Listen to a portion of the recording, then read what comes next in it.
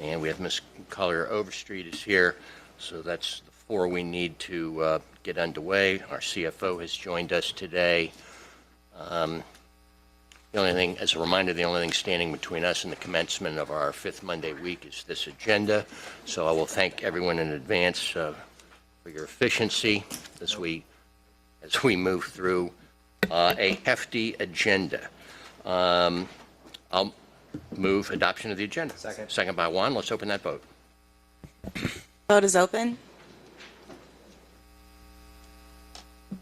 Vote is closed. The agenda is adopted. You've all carefully perused the minutes. I will move their adoption. Second by Juan. Let's open that vote. Vote is open.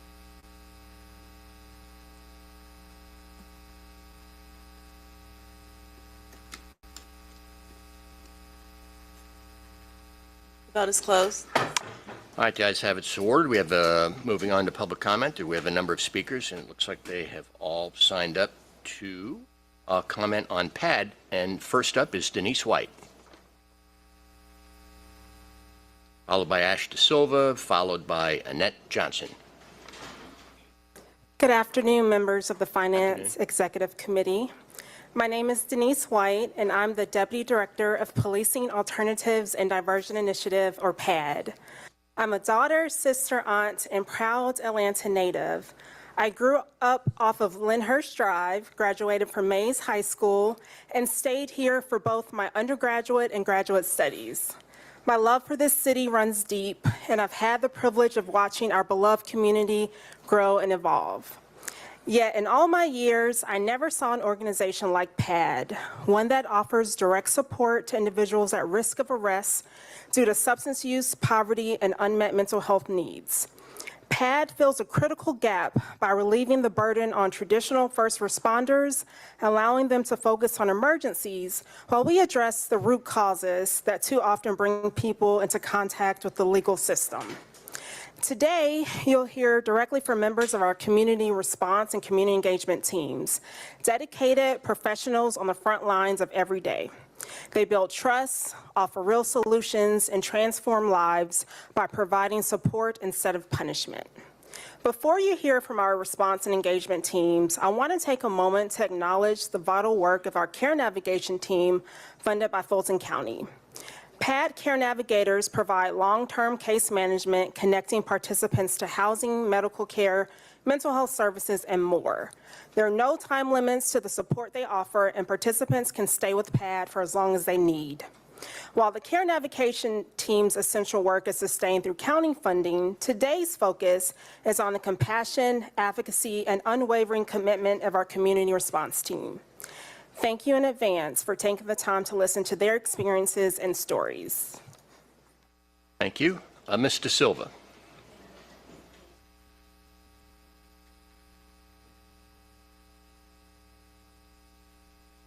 Mr. De Silva, I apologize. That's all right. My name is Ash, and I'm a community response supervisor. My first call at PAD was a woman that looked just like my mother. She was thankful that we were able to work with APD to avoid arrest as she was relocated. We were complete strangers, but when she was crying and told me she loved me, I knew that I loved her too. I met a woman that purposely defecated around her area. I asked her if she wanted a shower. She said yes, but I can't. I was confused. Nobody troubles me when I smell like this, she said. They just keep walking by me when I'm like this. I met a man with dementia. That day, I worked from 7 a.m. to 11 p.m. to wait for his family to drive from Florida to come get him since law enforcement would not. I pray that I always have someone that cares enough about me the way we did for him. I've watched naked women with mental health issues engage in sexual acts for less than $10 just to get their necks fixed, not too far from this building, actually. I know what it's like to hold a trans woman in my arms because she was raped last night on the streets. I know what it's like to abruptly pull over to help a man that wasn't breathing. He was blue and his eyes wide open, no heartbeat, no breath, dead by all accounts. I gave him Narcan, broke his ribs giving him CPR, and he survived the overdose. Then it was on to the next call. Some days I've been yelled at and degraded. You name it, I've heard it, but I keep showing up. We never know what we are walking into at any given moment, but we keep showing up. In fact, I was on the phone with a community member that called PAD 2 weeks ago while we were only feet away from a shooting. In the midst of all of that, I still assured the caller that we would have teams out the next week for outreach, and we did. The best part is when members of this great city say, "I'm glad that PAD exists. For that alone, I'll always show up." The stories I could tell you, stories that can't be reflected in quantitative data. Understand that Atlanta needs PAD. Who is going to advocate for those who otherwise cannot advocate for themselves? So, what does PAD mean to me? Showing up, compassion, justice, and opportunity. It means wanting nothing more than to leave people with a chance at dignity. After all, compassion and the gift of dignity is what humans were designed to give one another. Thank you for your time. Thank you. Ms. Johnson?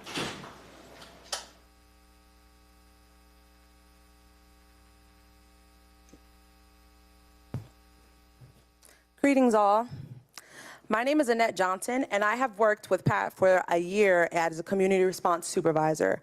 My dedication for alternative response services have been fueled by my 5 years of passion for people and health services after receiving my bachelor's from Grambling State University and my master's of public health from Louisiana State University.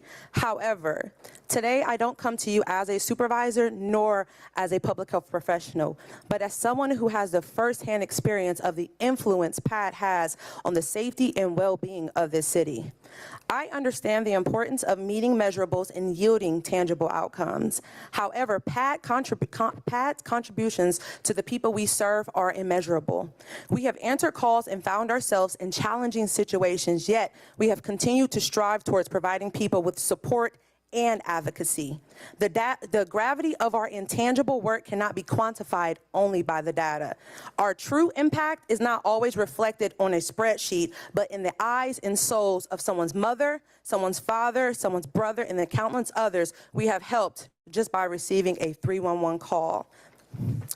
From the babies we have held as their parents completed intake into our program for their lifelong case management with Care Navigation Department, from the composure we display while waiting minutes and sometimes hours for Grady when someone who has actively experienced a mental health crisis, from the outreach calls we have made from the outreach request calls made by APD for us to come out and connect with an individual who they do not want to arrest, but merely connect with services. Again, the magnitude of our efforts is truly immeasurable. From the city council request made by some of you for us to outreach and meet people and going into unbeknownst situations, but still leading with compassion and love and understanding. Again, this is the magnitude of our efforts, which is truly immeasurable. PAD is a place where love, compassion, and rapport building come naturally. This agency is not only a vessel for so many lives, but we are the sailboats for those who may be drowning. We are the friends for those who've only had foes. We are the rainbow after someone's storm, and we are the beginning to someone's end. I am beyond proud to be a part of this PAD initiative, and with continued funding, we can continue to show the city of Atlanta that there's nobody like us. There's nobody like Policing Alternatives. Thank you. Thank you. Kasali Obanoyan, I apologize if I got your name wrong. Please correct me if I did. Good afternoon. I am Kasali Obanoye, an employee of PAD for the last 2 years. I'm going to try to speak as slowly as I can so that I can be understood loudly and clearly as well. Let me thank the last speaker who has diligently thrown sort of academic nature and structure of what it is that PAD does. She has clearly and diligently explained what PAD does.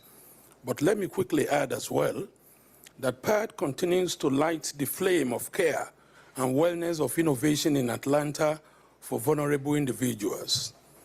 Vulnerable as a result of concerns related to mental health, substance abuse issues, and/or extreme poverty. While we're on calls, we do offer immediate support and connection to other resources and services for livelihood. PAD is consent-based, and dignity of risk is fully respected. We get calls from anonymous callers from highway, desolate wooded areas, buildings, parking lots, and secured government buildings. Yes, we've had diversions not far from here, where individuals who were booked or scheduled to go to jail were saved by PAD. Calls from gas stations about individuals for disturbances, yelling outside businesses, or blocking vehicular traffic.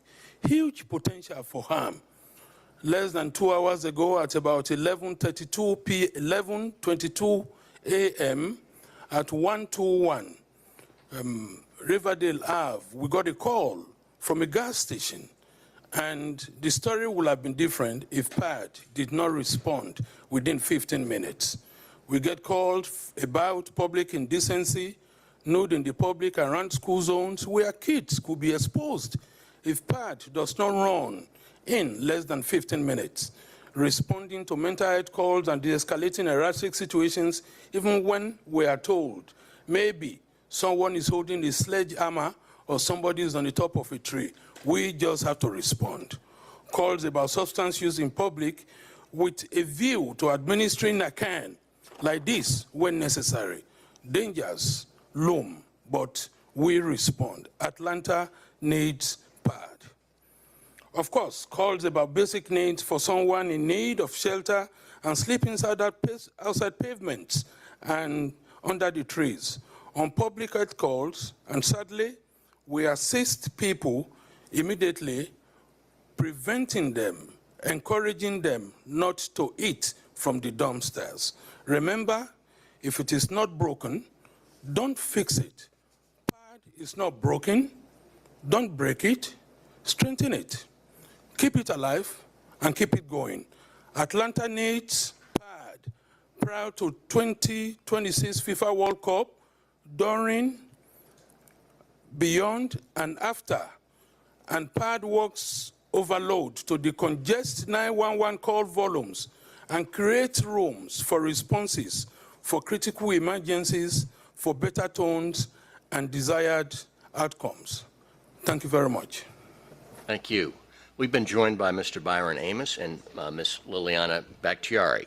Our next speaker is Kayla Smith, followed by Beck Cranford, followed by Moki Macias.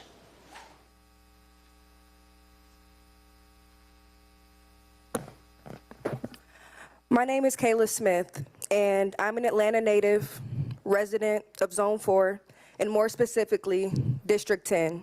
I've been working with PAD for almost 2 years now. I never knew something like this existed, and now that I've done the work and I've seen people's lives change before my own eyes, I have no doubt in my mind that Atlanta needs this service, and if anything, on a larger scale. It hurts when people don't support us based on a snapshot of data. We're out there every single day doing real work, interacting with real vulnerable people and impacting real lives. A lot of our impact can't be put on a sheet of paper in a report because it's real life and it's real people, not statistics and numbers. We are first responders. I've personally intervened in situations with CPR and Narcan administration. I've watched my coworkers provide first aid to people in the community that otherwise could have passed away on a street corner unnoticed. I've taken people to detox centers in my own car because they wanted another chance at health and happiness. We have quite literally saved people's lives. These are the things you don't see. If there's any doubt that we're making a difference, we invite you all to come and do a day in the life with us or volunteer with us and listen to the testimonies of people saying they don't know where they'd be without PAD services and our continued support. And then maybe you can just see how much Atlanta needs us and how much the people of Atlanta need us. We're here not only to alleviate the pressure and the call volume on APD, but we can also respond in a way that traditional responders can't. We need your support, and we can help so many more people if you all are behind us. If not us, then who? Because no one else is providing these services in the city of Atlanta.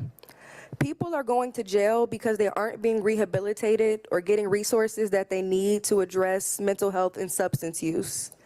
If PAD ceased to exist tomorrow, do you all know how many people's lives would be negatively impacted? You might not, but we do, because we know them personally. They call us, we work with them, they recognize us, and we see them. You all have been elected by the people, so please stand by us, do what's right, and put the people first. Atlanta needs PAD. Thank you. Thank you. Beck Cranford.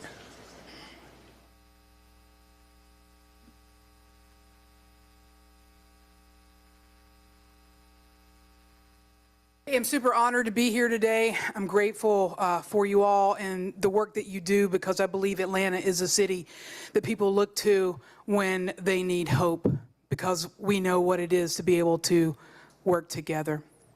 My name is Beck Cranford. I'm a community responder, and every day I'm on the streets of Atlanta answering 911 calls about people who are experiencing homelessness, people who are naked, people who are impoverished, people who are experiencing mental health crises. In addition, we answer 311 calls and then handle lead diversions. We also collaborate with a multitude of agencies and ministries that are here in the streets of Atlanta, like the Gateway Center, like Central Outreach and Advocacy, like In Town Cares, like Mercy Church, like Church of the Common Ground. We work with all these amazing people, and we work together. I wanted to talk to you a little bit about my role.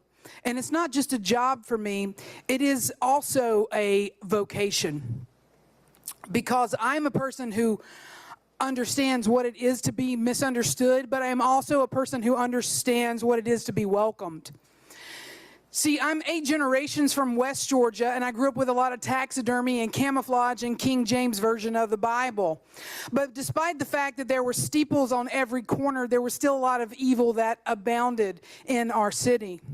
And I knew what it was like to experience every form of abuse before the age of 2. I quickly turned to drugs in my home. And at the age of 21, my Pentecostal father told everyone in our community that I was a lesbian and a witch. And this was 1998 in West Georgia, not 2025 in Decatur. So I got in my truck with a gun rack, and I left, and I experienced a very privileged homelessness in Little Five Points. Sleeping in my car, sleeping in the back of Domino's Pizza, couch surfing when available.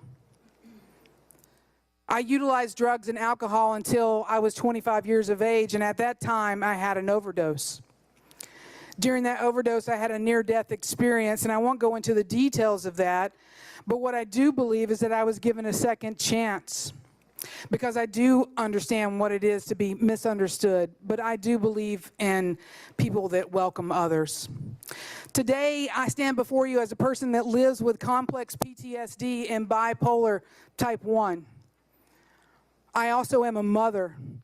I'm also a theologian at Emory University's Candler School of Theology.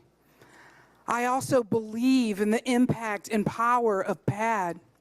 I love this organization, and I can feel hope rising. I believe everyone will look to the city of Atlanta and say, look what they did, because they worked together. For every person like me who's been misunderstood, and to every person like Pat who goes out and welcomes them, thank you. All right, thank you. Ms. Macias, you are our last speaker today.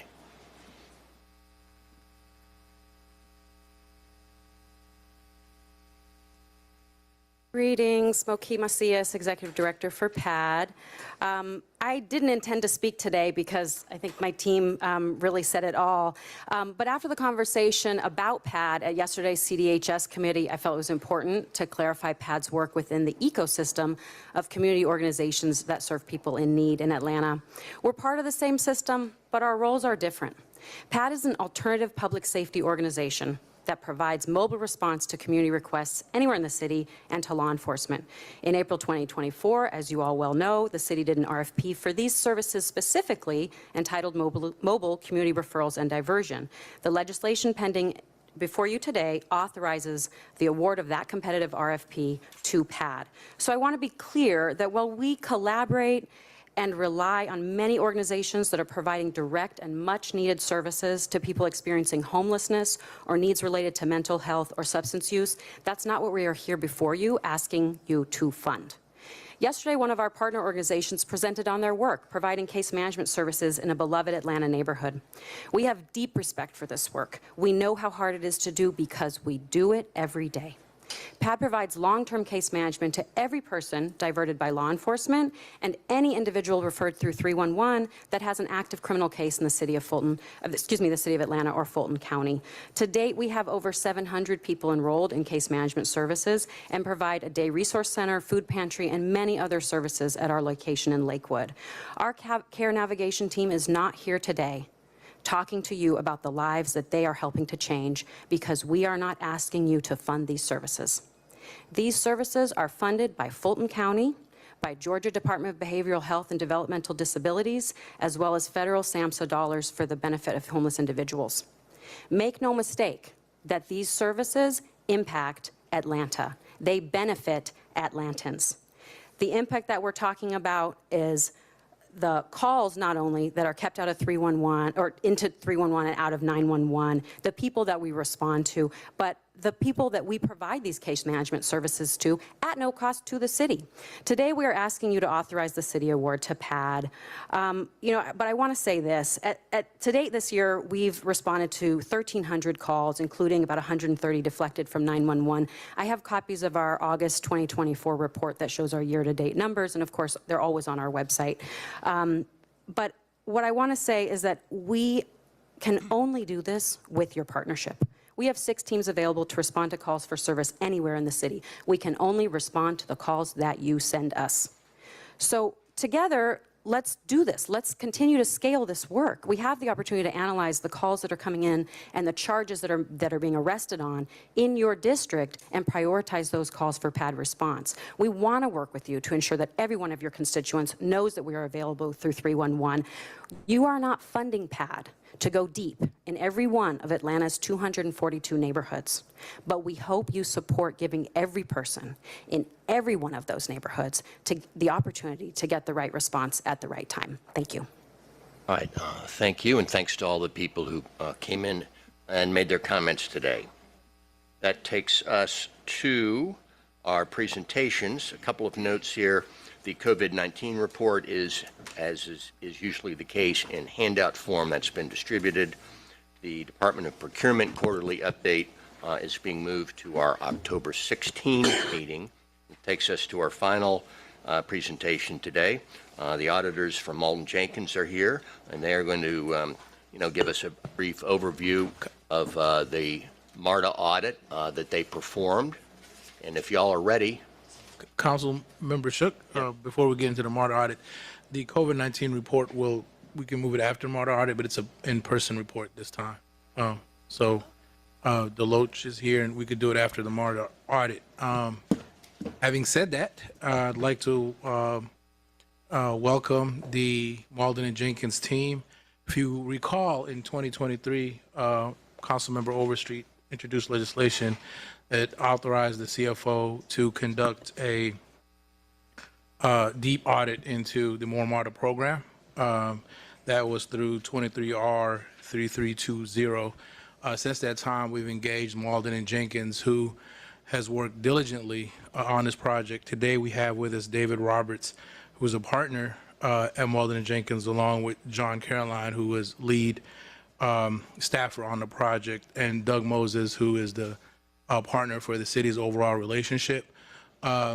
Before Malden starts, I just wanted to acknowledge their hard work and diligence and ultimate professionalism throughout this entire process. They were fair and impartial, pushed back against the city and pushed back against MARTA when needed. They also audit us for our financial audit annually, and they don't hold back on us as well. This team is best in class when it comes to government audits in the state and in the Southeast in general. They are one of the most premier firms. We're happy with the work that they've done.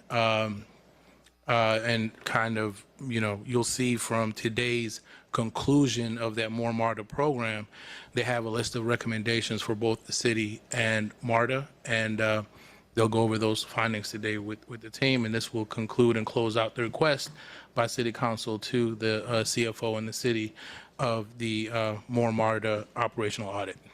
Doug. All right, with that as lead-in, take it away. Yes, sir. Thank you, CFO Bala. Thank you, ladies and gentlemen. Again, my name is David Roberts, partner with Malden and Jenkins, and I led the operational audit of the More MARTA program.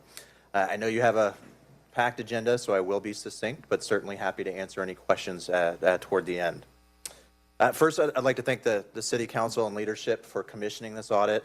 Also would like to thank MARTA for expending a number of resources, time and effort throughout the lengthy process. So what we'll talk about today briefly is about Malden and Jenkins and specifically the engagement team that performed the audit. We'll just recap in terms of our scope of work to set a baseline, go over a very quick timeline of activities that occurred throughout the audit, and then we'll get to our summary of observations and recommended next steps. So Malden and Jenkins, and thank you CFO Bala for the description. We are an audit, tax, and advisory services firm with more than 100 years of history. We do maintain a specific focus on governments and maintain a governmental practice that consists of more than 25 partners and directors and more than 150 professionals and serving more than 725 governmental entities. We are a national firm with a focus in the Southeast, and we actually audit more organizations in Georgia than any other CPA firm, both at the state level as well as the 150 cities and counties throughout the state that we serve. So a little bit of background about myself. I served as the engagement partner for the More MARTA audit. I have more than 24 years of governmental consulting experience, specifically 19 years with a Big Four firm. And specifically, my time was with KPMG, and have possessed significant experience not only assessing transportation and transit domains, but also looking at capital planning, cost allocation, and have specific experience with MARTA. When I was at KPMG, I led the 2012 Strategic Transformation Management Audit of MARTA, which focused on operations and strategic advisory services to really help improve the overall operational and financial effectiveness. After that, served as lead engagement partner for multiple projects within MARTA. So I have a deep understanding of MARTA specifically, and as well as transit and transportation, as well as does our team. We leveraged two subcontractors, MH Miles Company and the Bronner Group. And we did that to align with the city's procurement goals. But 2 points I want to make there. One, Malden and Jenkins, we had the skill sets and have the skill sets to do all the work. But we were more than happy to work with the subcontractors as they were known entities to myself and to the firm. Both of them are prominent CPA firms focused on government and have significant transportation and transit experience.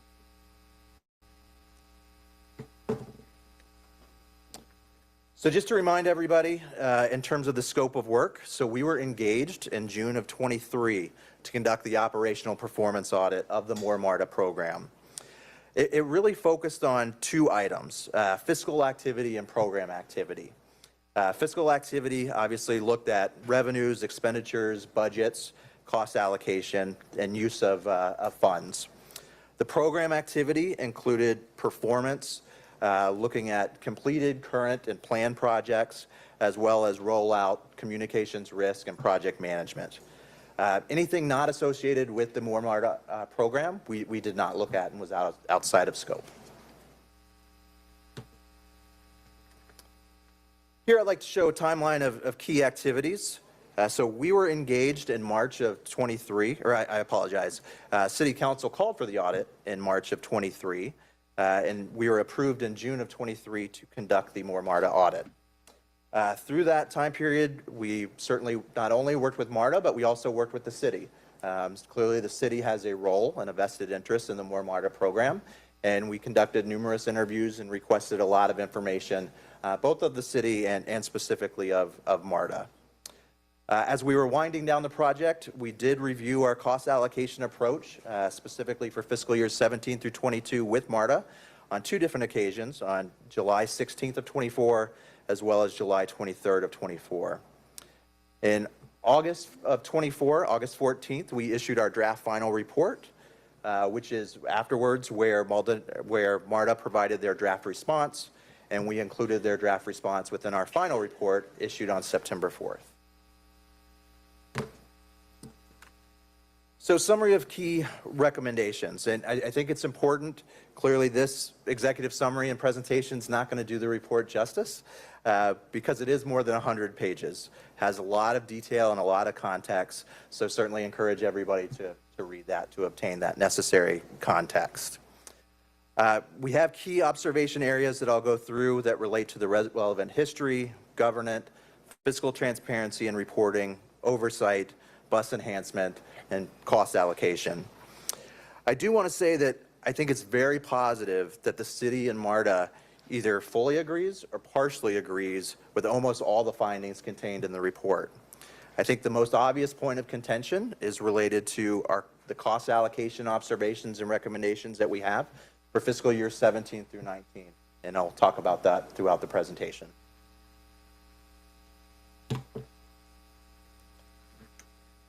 So looking at the relevant history, I think it's important to note that, currently when we look throughout our time period during the audit and even today, that almost all the cities and MARTA's key decision makers, from when the MARTA program was established and from when key decisions were made, they are no longer there with the organizations.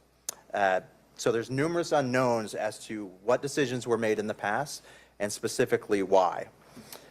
There were limited records in terms of from early year in the programs, certainly resulting in a lack of understanding, again, of why certain key decisions were made. However, program documentation from MARTA's end and retention has significantly improved over the last 18 to 24 months, which is important to note.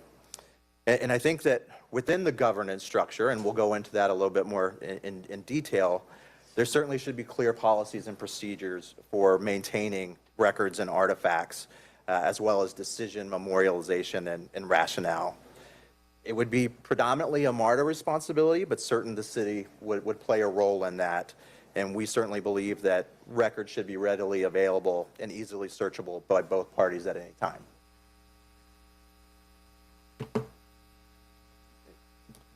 So looking at governance perspective, the 2020 IGA, which is the most current IGA between MARTA and the city, it's not well suited for the program.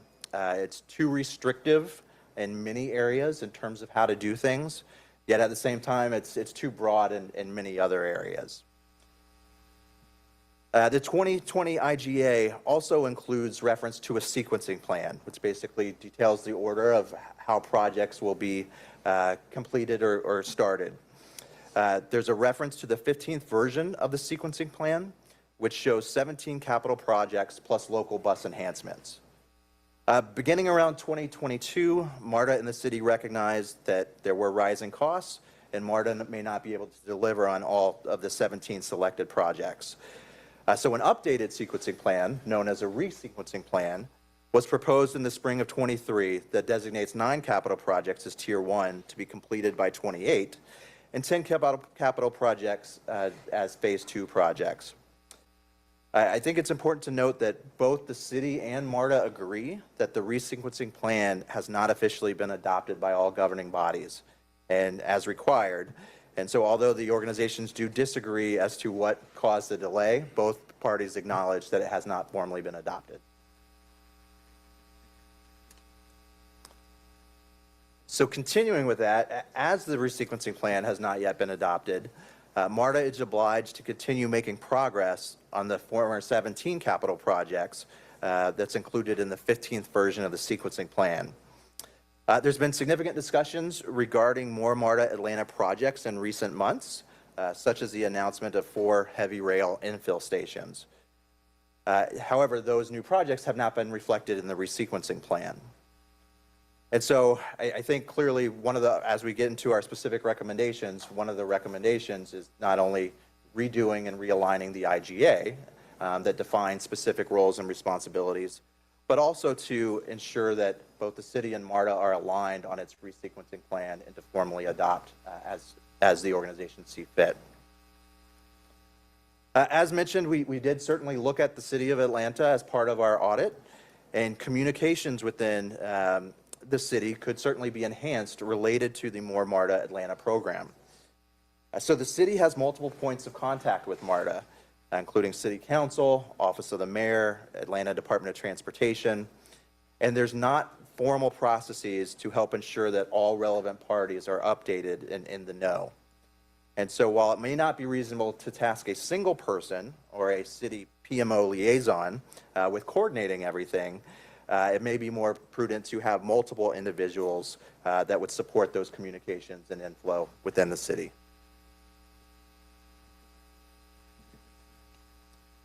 So from a fiscal transparency and reporting perspective, MARTA maintains comprehensive financial reports and budget documents related to the capital portion. So you have the capital side and you have the operating side.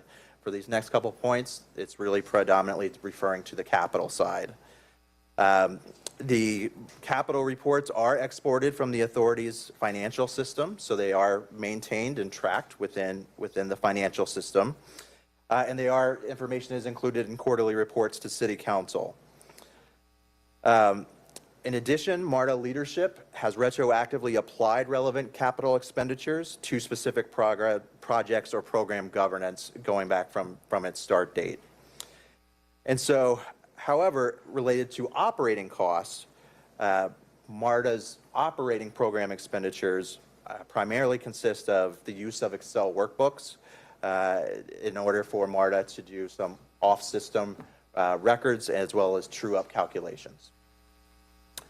I think it's important to note that MARTA has consistently met federal and state reporting requirements, as well as the requirements in the 2020 Intergovernmental Agreement. However, the financial reporting requirements in the IGA are fairly sparse, and if the city seeks additional detail as you're revisiting the IGA, that certainly is the opportune time to request which details to receive the information that you'd like to receive.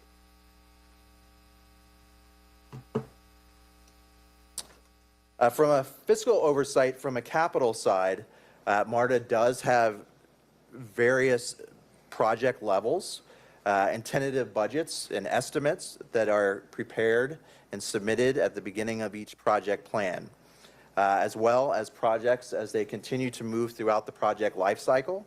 They are validated at the 30%, 60%, 90%, and 100% milestone related to the project's design.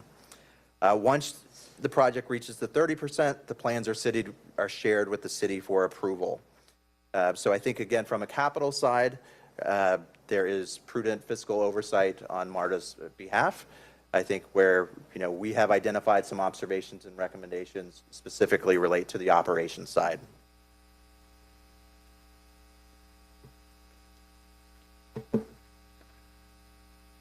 Okay. Again, on the capital side, MARTA does manage and track their expenditures by project code within Oracle. And they have set up various grant codes which are applied to the expenditures to separately track each project. In addition to that, there are QA reviews that are performed internally to MARTA, such as their general manager of internal audit, that do help provide additional QA and review and validation for the capital side. From a bus enhancement perspective, because I know that this was a topic of conversation for many, MARTA defines enhanced bus service as all service provided on Atlanta routes, or City of Atlanta routes, in excess of the scheduled baseline, which is referred to as the December 2016 markup. MARTA did go ahead and implement bus service enhancements in February of 2017 before the official start date in tax collection of the More MARTA program, and they designated that as fast track service. They continue to implement additional enhancements through 2018 in December. However, the Joint Prioritization Leadership Group realized and expressed some concerns that the enhanced bus service was having an impact on its capital program.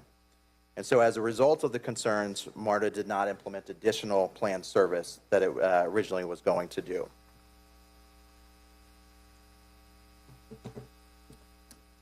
MARTA's scheduled bus service enhancement levels remained flat from December of 2018 through the beginning of the COVID pandemic.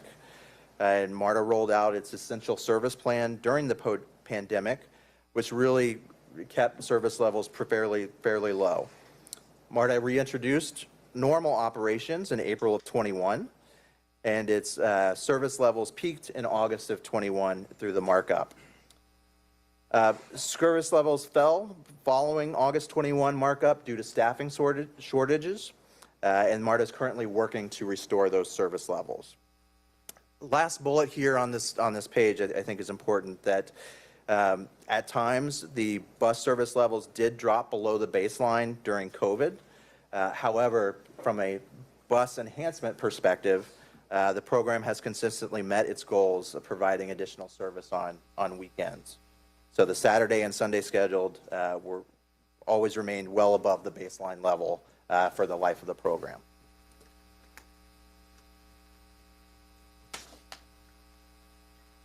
Okay, now we're getting into the final section in terms of the program cost allocation. And so MARTA has used their current allocation methodology for determining operating costs related to the MARTA program since fiscal year 20. So they've used it for 20, 21, and 22. 23 has not been finalized yet because, at least at the time of our field work, they were waiting for approval of their data from the National Transit Database that they submit and is audited. It's clear that MARTA used a different methodology or methodologies from 17, 18, and 19. During the course of our field work, we did not receive any information detailing the methodology or methodologies used or how those costs were calculated. And so our findings relate to the three sub-bullets on the end of the page. Fiscal year 22 is a single bucket, fiscal year 20 and 21 is another bucket, and then fiscal year 17 through 19 is its own bucket. So we'll go through those one by one. Looking at fiscal year 22. So during the course of our field work, we received a lot of information from MARTA. As we were going back through the cost allocations, we could not replicate it, and we identified some nuances. We pushed it back to MARTA and said, we need help understanding this. They went back and kind of looked at their details, and they realized that they had made an error. So for fiscal year 22, there was an error that MARTA calculated. There was an error in their calculation. They recognized it during the course of our field work and communications. They corrected the error and have agreed to basically incorporate the reduction of approximately $10 million in their true-up. So for fiscal year 22, I believe all parties agree that there was an overcharge of approximately $10 million, and that should be allocated back to the MARTA audit. We did perform or re-perform their cost allocations. We agree on the numbers, and we concur. Looking at bucket number 2, fiscal year 20 through 21. Again, as we took MARTA's current methodology that they're leveraging, that we were able to tie back to for fiscal year 22, we applied it to 20 and 21, and we received different numbers. So if you look on the second bullet for fiscal year 20, we believe that the MARTA fund was overcharged by $10.3 million for 20 and $6 million for 21. So we obviously had conversations with MARTA. They indicated that they had revised their numbers, which aligned to our numbers. However, we were provided no documentation that they ever made those true-ups back to the MARTA fund. So I believe that we agree on these calculations based on my understanding of MARTA's response to our draft report. But these, at the time of our fieldwork, these changes were not made, and we believe that these should be allocated back to the MARTA fund. All right. And then we get to fiscal year 17 through 19, which I think seems to be kind of the most contentious point. I do want to clarify a few points here and just make it abundantly clear.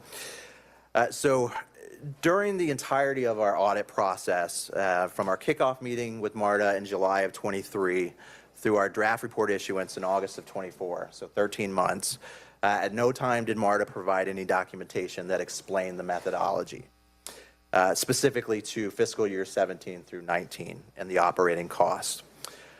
We were told that no current MARTA staff had stated experience or knowledge of performing the methodology or methodologies that were used at the time. We were also told that MARTA tried to reverse engineer it to try and figure out how it was done and could not. Internally, Malden and Jenkins also tried to reverse engineer it based on information we received and known data. We also could not. So the first point that I'd like to make is that MARTA is an institution. It's not a single individual or small group of individuals. And so it's unfortunate that when former CFOs or others involved in the fiscal year 17 through 19 cost allocations, when they depart from MARTA, that knowledge and understanding departed with them. It's also unfortunate that records were either not created or maintained that support these cost allocations. The second point that I'd like to make is that because MARTA was unable to explain the cost allocation used, Malden and Jenkins specifically leveraged its own current costing methodology. It would not be prudent for us to derive a new methodology to use with assumptions that either MARTA or the city may not agree on. So to be clear, we leverage the current methodology that MARTA is using to produce these numbers. The third point that I'd like to make is that if MARTA or any organization is expending resources to review their own current methodology, which is what we leveraged for 17 through 19, I would hope that they're expending resources to assess and validate MARTA's calculations, as opposed to just concluding that MARTA's current methodology should not apply. Furthermore, unless new information is or has been produced by MARTA, I don't know how any other company or organization could effectively evaluate the cost allocation methodology from 17 through 19. Last point that I'd like to make is that this methodology or methodologies that were used in 17 through 19 clearly are different than the methodology or methodologies that were used from 20, 21, 22. And so it's unclear to us whether the change in methodology to calculate cost was ever presented to the city or if the city ever had any input in terms of determining the cost allocation. And we certainly have a recommendation that I'll get to at the very end related to that. So getting back to the specifics of 17 through 19, when you apply MARTA's current cost allocation methodology to those years, again, which has been used since fiscal year 20, there's a difference of $43.8 million. So $14.4 million for fiscal year 17, $25.65 million for fiscal year 18, and $3.8 million for fiscal year 19. And these numbers are less than what MARTA derived and charged the More MARTA program. As we were going back and forth before the issuance of our draft final report, MARTA did indicate that they provided service earlier than we were initially told, and that they actually began service in February 17. So they created a new markup, which based on that new markup would reduce the calculations for fiscal year 17 by approximately $900,000.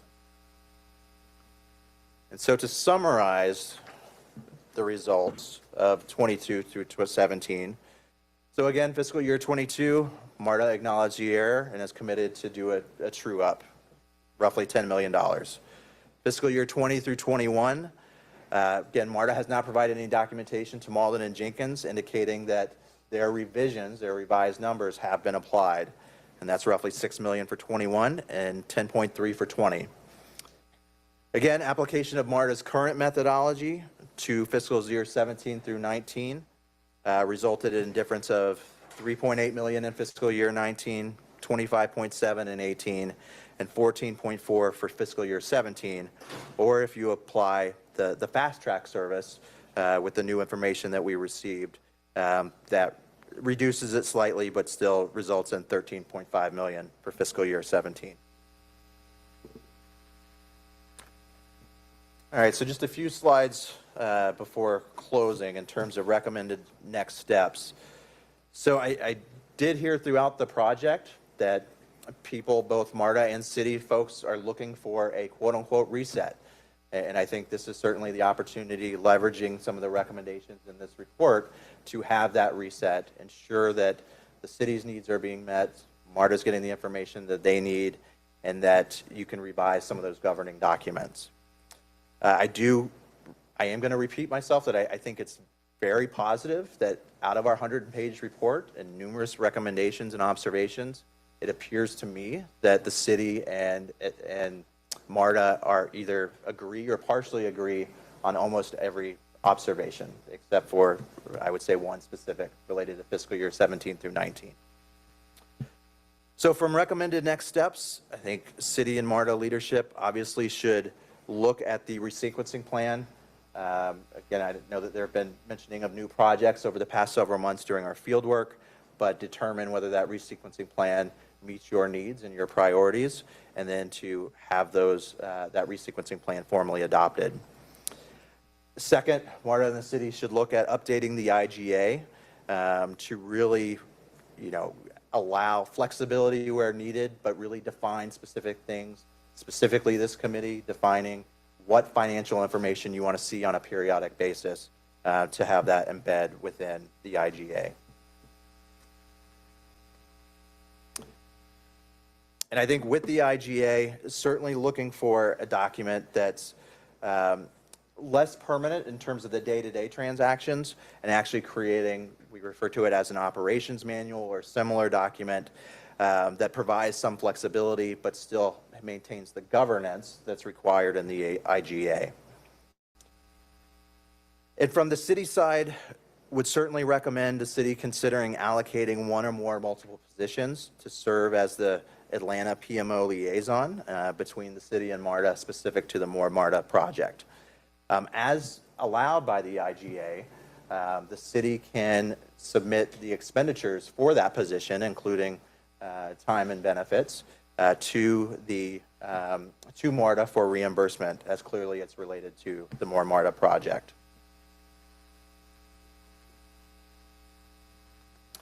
And last slide, we believe that, one, the city and MARTA should work to agree on a methodology for calculating the operating costs.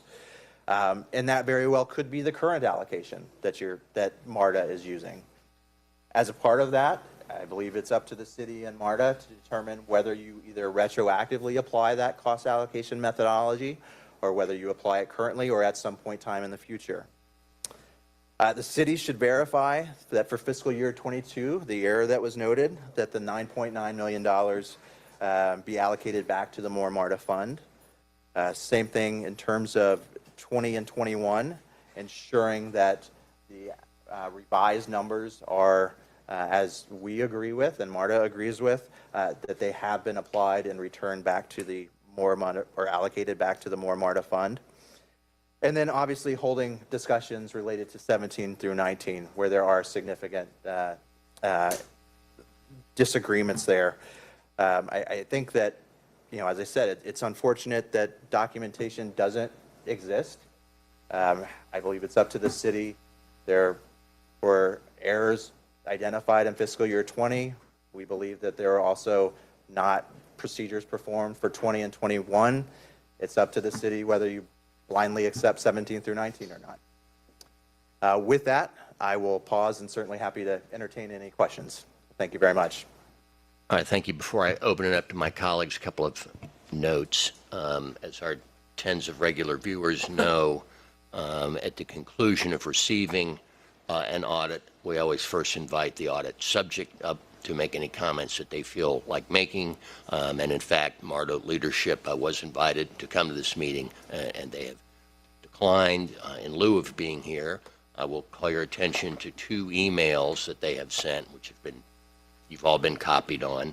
One is a written response to this audit, The other is an email response to a list of questions submitted to them by Council President Shipman. So I think it's been broadly socialized here that whereas we all consider it paramount that these two entities get together as quickly as possible and start hashing through these very important issues. It's really important for us to communicate to the public how important we realize this is.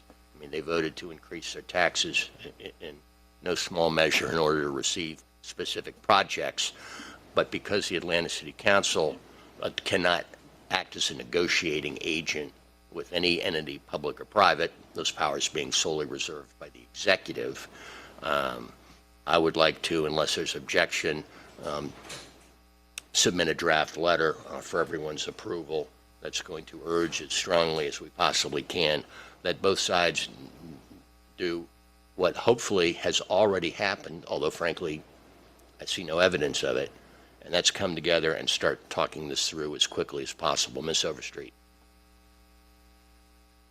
Thank you, Chair Shook. Thank you for your presentation very much. I did write down a couple questions. My very first question is there a MARTA representative here? No. Just making sure, because I don't know, I just think that we should always have a MARTA representative here, especially today. And I did read the correspondence that Chair Shook was speaking about. And the main thing that stood out more than anything was that they do strongly feel that they should not have to speak with City Council pretty much about anything because the IGA does not include us. It is strictly between MARTA and the mayor's office. And they've stated that publicly many times. However, they do come before us regularly to speak about everything that you spoke about here today. And I just want to be on record as to say that, no, I'm not okay at all conceding to just accepting whatever it is that happened between FY 17 and 19. I do believe that needs to be discussed heavily. I agree with the findings in that it's not an individual and it is not a small organization. It is a huge conglomerate and entity. And for that reason, it is unreasonable for us as a city to just accept we can't find our metrics, or we don't know what methodology was used between 17 and 19, but we do know what we used for 20 through 23, FY 23. I just think that there is more to find out there, in that I'm not okay with just accepting that we don't have those numbers, because we wouldn't accept that from anyone. I know no one would accept that from me. And everybody should be treated the same way. So for that reason, I do think that we have more work to do. I too agree with you that it is a good space when we can all agree on, I don't know, what would that be, like 95% of the audit? Sure, very. Yeah, so I'm going to take that as a good thing, and I'm glad that, I'm certainly glad that we did. That's first. I'm definitely glad that we did. I have zero regrets about that. But I do feel like there's more work to do. Understanding that I am not the mayor and that I am on council and not in the IGA, I still want to be part of the conversation continuously, because one thing I am always clear about is we need to pay attention to what we're spending our funding on, how we're spending our funding, and is it accomplishing what we are telling our residents it is accomplishing. And that will always, always be my governing force. That's why I'm here. So with that, well, I wrote down one more question on page 9, and I didn't want to get like into the weeds of the actual audit. I really didn't. But I do want to know, on page 9, when it says that this is the 15th version of the sequencing plan, am I hearing that correct, as we changed our list 15 times? It was changed multiple times. Yes, ma'am. Okay. So yes. Well, I did lose count. I just didn't know we were on 15. I really didn't. 15? Okay. Is that customary between a city and an authority, Whenever you have multiple a transportation parties authority? as opposed to just a single party, you're going to have differing thoughts. There are also differing things that can change priorities in terms of cost of goods and things of that nature. So having multiple is not unreasonable, but there were a lot here. Okay. Page 17, where it says that MARTA did agree that there was a difference of $9,993,580. When did that happen? That happened since the audit was published in like August 18th, since then? Actually, during the course of our audit, MARTA submitted a memo to us. I want to say maybe March of 2024. Okay. So certainly before our reports came out, they acknowledged the error and that they should true it up. Okay. But you say you've not seen where they've actually, Correct. okay, given us the money. All right. Okay, well, also, in conclusion, I just believe we still have more work to do. In general, I do. So that's where I am, Chair, and I'm going to yield. Thanks. Thank you, ma'am. Thank you, Mr. Chair, and thank you for the presentation as well. I agree with what you're saying, Councilmember Overstreet, in terms of it's really nice that we agree on 95%. The problem is the 5% we don't agree on is we're talking a $44 to $70 million disagreement, and that's a lot of money. That's a lot of taxpayer money. And if I put that in perspective with the project that is in my district, the Clifton Corridor line, and we talk about what the current funding need is once you put in more MARTA dollars, what we think the federal government may pay, that's practically it. So these disagreements could result in a go or no-go on some of these really important projects and beneficial projects, and most importantly, projects that we promised the taxpayer. So with that, I just want to ask the CFO, I mean, as the representative from the administration, what is the path forward to reconcile this now? Because we...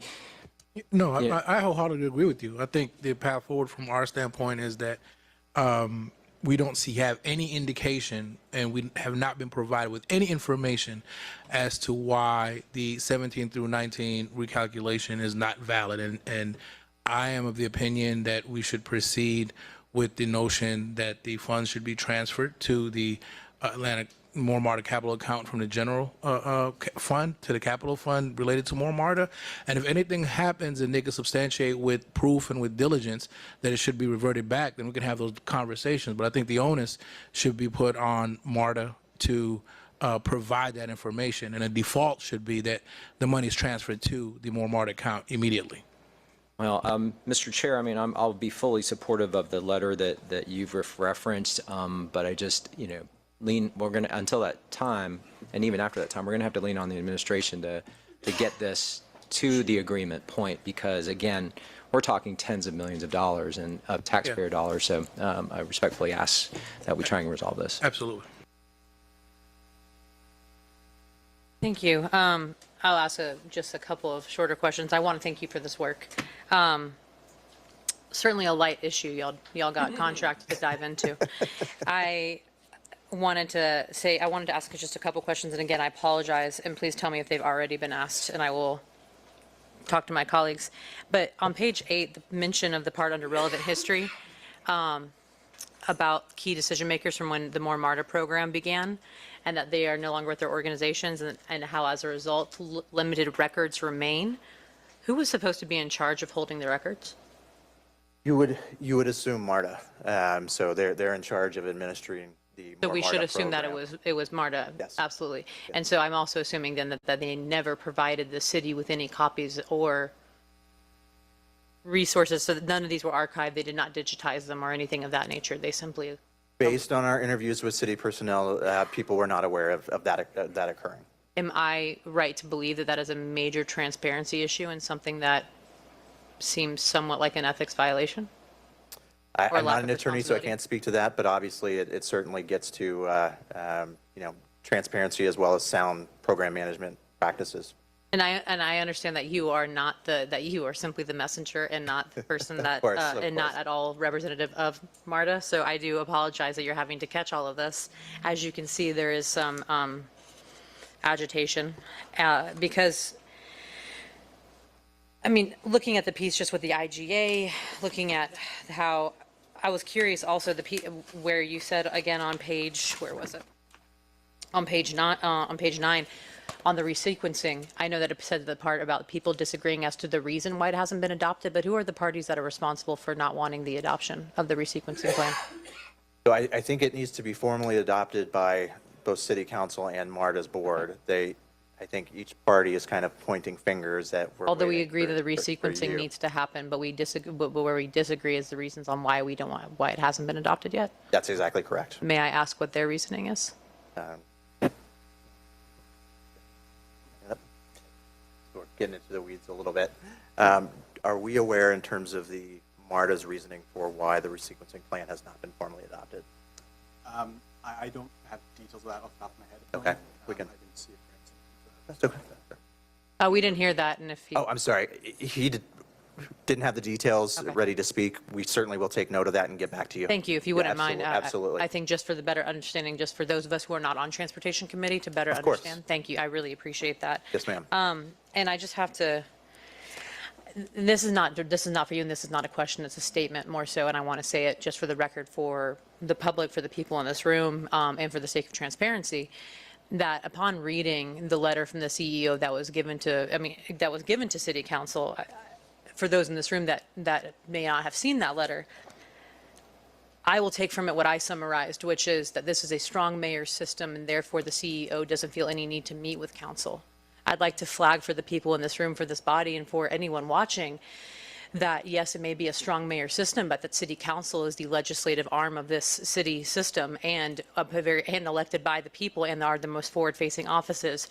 For a CEO of a transit system that makes up this, that is the transit system for Atlanta and arguably for a great majority of the metro area, to say that he doesn't see any need to meet with this council on top of the fact that they don't have the records and that there's an issue of transparency that they would put in writing, that they don't acknowledge the importance of this body, to me is a major red flag. And I honestly find disrespectful and a form of hostility. So I just wanted to name that, again, not directed at you. I just wanted to flag that in addition to the part that we said about the missing records. And if MARTA is watching, I hope that the CEO takes note of that and how his letter was received. So thank you. Anything else? I mean, so let's move forward with this letter. Obviously, this is not going to be under discussed moving forward. Obviously, we do have a role to play, and I know we will play it, but I've been around here long enough to know that we can't negotiate our way out of this.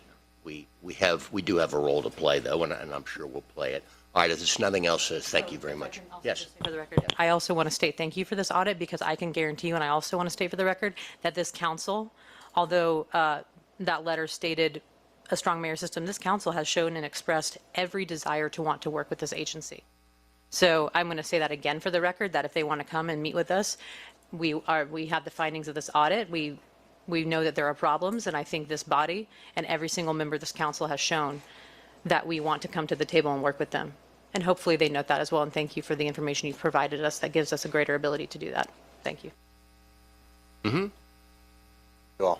I'm sorry, I do have one more thing. Ma'am. Yeah, and this is just, I want to make sure that I'm on the record again. On page 22, where it recommends that our next steps is for a reset. I certainly do think that a reset may be necessary between the city and MARTA. However, the reset cannot occur until this is put to bed. This discrepancy, the difference between what amount is actually owed to the city, because now we're all clear that there is an amount that's owed. So the reset is going to have to happen after that. Okay, thanks.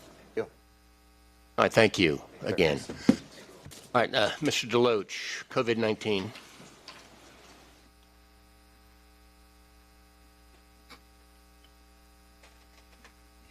Oh. I know.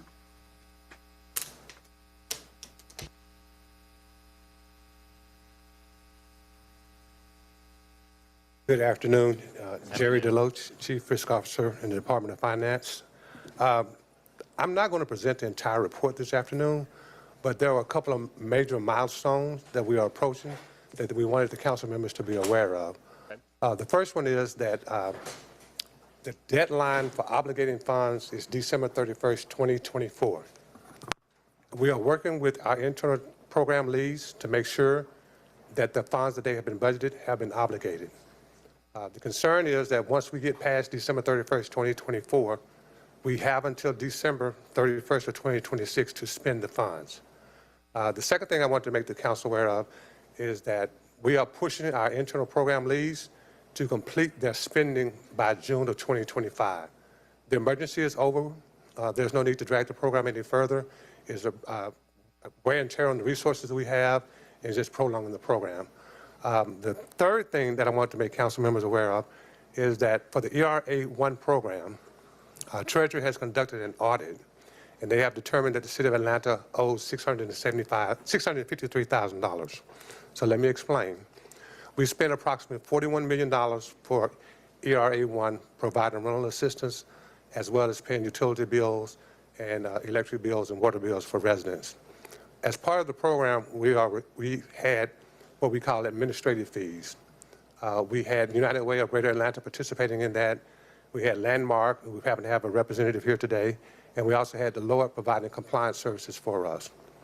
Our administrative costs exceeded the 10% that the federal government allowed, and that's why that $673,000 come into play at. And so, for comparison purposes, when they have provided the funding for ERA-2, they increased the amount that could be allowed for administrative costs. We tried to make that argument to them. They didn't buy it. They were towing the line. The guidelines said 10%, and so they're holding us accountable for that. In the next couple of weeks, you'll see legislation come before you seeking authorization to pay that $653, and so we'll speak about that again at that time. And the last point that I want to make, we are in the process of, we will complete a reallocation memo middle of October. That reallocation memo will take into consideration all of the funds that have been budgeted to internal team leads, but have not been spent. The goal is to place those funds that have not been spent into what we call indirect costs. The city is allowed to have an indirect cost rate for ARPA programs, and once that rate has been established and that dollar amount has been determined, those funds will go into the general fund, which will allow us to do continuing program for that amount of monies. And so, whereas we're not doing the full report, those were the major milestones we wanted you all to be advised and to be informed of. Well, hang on. So you've just made me very nervous. I hate that. 2 questions, and I'll switch over to Mr. Wan. Is the 600 plus K, is that ruling appealable, or is that a done deal? It's a done deal because of the guidelines don't provide for We've already appealed, and we've gotten the answer. That is correct. Mm-hmm. And then to make sure we don't get a lot more of this coming up, and that we actually deploy this money in the way everyone intended originally, there's going to be a lot of decision makers collaborating over on the other side, but who's first among equals? In terms of? In terms of coordinating how this all gets deployed. Oh, you mean the indirect cost funds? Yeah. I'm going to defer to the Chief Financial Officer for that conversation. Yeah, so I think the deployment for that will be customarily how we conducted the allocations before. So it's coordination through the COO's office, who will determine which of the allowable programs that have already been funded to continue to be funded, and at which specific pace. There'll be a coordination with the chief operating officer and her coordination with this body and the need of the city. All righty, Mr. Wan. Thank you, Mr. Loach. Thanks for the kind of the report and the warning. I think this is exactly what we want, enough runway so that if we need to jump in and help support in terms of identifying potential grantees, initiatives and all that, this gives us time. Can I ask a favor, though? This is pretty dense and a lot of information, but I think what would be most helpful to us at this point, given your goal to commit the funds by the end of the year, is just any amount, maybe 50,000 threshold or above, that will be available to be recommitted or to be committed by December 31st, 24, a summary of that for us. Okay. Because I think then that's how we can be most effective. Go, oh, we see this money, we know this cause in this this particular project that we think might comport with that. We can do that. Okay. Second question I have is, you mentioned the United Way, and to me that's kind of a sweep strategy whereby we know one agency or two agencies that we can then go to at the 11th hour if for some reason by June something happens and some of the departments have come back and kicked money back because they didn't realize until the 11th hour that they couldn't deploy it, that we can then turn to the United Ways to go, hey, can you absorb this in the last 6 months of our timing? I'm just hoping that for each one of these buckets, you've got even that backup plan. The last thing we want to do is have to send this money back. Maybe the absorbing into the I can't remember, the non-departmental or whatever you called it, that may be the sweep strategy, but so long as there is one, is that? The greater strategy is to let it go into the general fund with indirect costs. That gives us more timing, and it takes it out of the. I know. I'm always a little nervous about Yes. that because we get so happy when we see big non-departmental balances. But, the partnering with the agencies that are just as efficient, if not more efficient, at deploying funds and measuring impact might be something to think about as well. So, all right, thank you. If we could get that, I think we can try and help you as best we can. Will do. All Okay. right, thank you. All right. Back to Jerry. Thank you. Oh, I'm sorry. Thank you. Kind of just going to really echo what Councilmember Wan said. I was looking through, and the thing that always makes me nervous about the uncommitted funds is what we saw happen where we had the state give us the funds to distribute, and we did it through United Way, and wanting to avoid that happening. And similar to what CM Wan said, I think United Way and some of these larger agencies are great for these larger amounts of money, but we have a lot of smaller partner agencies on the ground that could assist, like looking at some of these pages where I still saw amounts for rental assistance, and I made sure to go ahead and just circle just amounts that were in the 6 figures, not the 5,000s, not the, the 24 cents, none of that, but just these larger amounts. And I'm just curious as to, do we have the plan? I know on some of these, even though it's smaller, they amount to millions of dollars. Do we have plans to commit those smaller amounts as well? It's definitely on the rental assistance program. Okay. We do have a plan for that. I've had conversations with Chief Operating Officer Burks. Okay. We should have that finalized within the next couple of weeks. And United Way is a part of that conversation for that. Thank you. Are you going to be working with our Housing Help Center as well? And Director Woodson? That's part of the conversation. She has mentioned that as well. Okay, because I want to take this moment to really prop up our Housing Help Center. They've been fantastic. And if there's an opportunity, I mean, they're nickel and diming right now because the need is so great in the city. And I think that just making sure that Director Woodson and Ms. Carla Wells are at the table, because they are the experts that are on the ground really distributing these funds.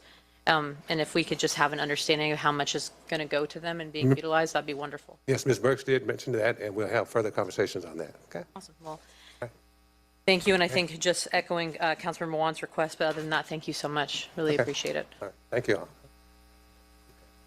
Thank you, Mr. Loach. All right, if there's nothing else, just like that, we're almost to our action item. I forgot one quick, but Mr. Deloach, would it be helpful to get you a number, I almost forgot to ask this, of smaller partner agencies that we each have in our district that are nonprofits that could assist? Let me complete the list based on the dollar amounts, and then you can provide related organization that can assist with that. Let us Thank do you. that listing first. Okay, understood. Thank you.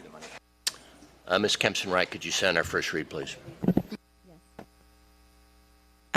Item number 1 is 24-015-27, an ordinance by Finance Executive Committee, waiving Article 10, Division 4 of the Procurement and Real Estate Code of the City of Atlanta, Code of Ordinances to authorize the mayor or his designee to enter into the First Amendment to agreement listed pre-employment physicals and drug testing with Caduceus USA Medical Services on behalf of the Department of Human Resources for the purpose of adding funding in an amount not to exceed $350,000. All contracted work will be charged to and paid from the fund, department, organization, and account number listed herein and for other purposes.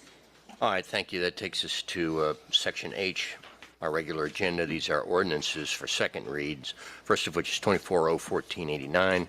This is an ordinance by Finance Exec authorizing the CFO to amend the fiscal year water and wastewater 2025 budget by adding to anticipations and appropriations amount not to exceed $300 million for the authorization of the city's 2024 commercial paper program with respect to the issuance of its water and wastewater revenue commercial paper notes series 2024-A1 and 2024-A2 to cease the award number indicated for the series 2018 water and wastewater commercial paper program and award number listed for the Series 2021 Water and Wastewater Commercial Series Paper Program to utilize the award number indicated for the Series 2024-A1 Water and Wastewater Commercial Paper Notes and the award indicated here for the Series 2024-A2 Water and Wastewater Commercial Notes and for other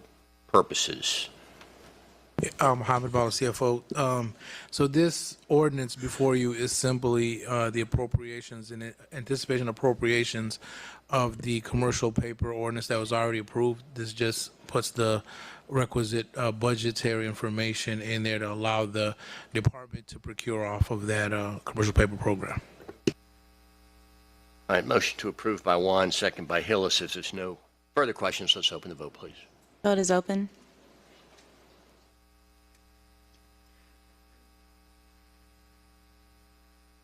Vote is closed. All right, the ayes have it. 24-014-90 is an ordinance by Finance Exec on behalf of City Planning authorizing the CFO to amend the fiscal year 2025 general fund budget and the fiscal year 2025 capital finance budget by undertaking an operating transfer in an amount not to exceed $4.5 million from the committed fund balance to the capital finance fund, anticipated and appropriate funds for the second year of contractual agreement, the number of which is indicated, supplemental staffing services with Nova Collaborative JV, a joint venture between Nova Engineering and Environmental LLC and the Collaborative Inc., and for other purposes. Mr. Pace. Good afternoon, committee, Afternoon. council members. This is an ordinance to move funds to pay for the funding for our Nova inspectors, supplemental inspectors to support our inspections department, and funding is through our committed fund balance. All right, motion by Juan, second by Hillis. If there's nothing else, let's open that vote. Vote is open. Vote is closed. All right, the ayes have it. Thank you. 24-014-91 is an ordinance by Finance Exec authorizing the mayor's designee to waive the competitive source selection provisions contained in the section of the code indicated here, provision and procurement and real estate code, as well as any other conflicting code provisions to execute the First Amendment to the agreement, which is indicated here, citywide janitorial services with 3H and 3H Inc. to add the Department of Public Works as an authorized user, add additional locations, day porter services, and funding on behalf of Enterprise Assets Management, Atlanta Police, Parks and Rec, HR, and Watershed in an amount not to exceed $1,027,327, all work to be charged to and paid from, etc.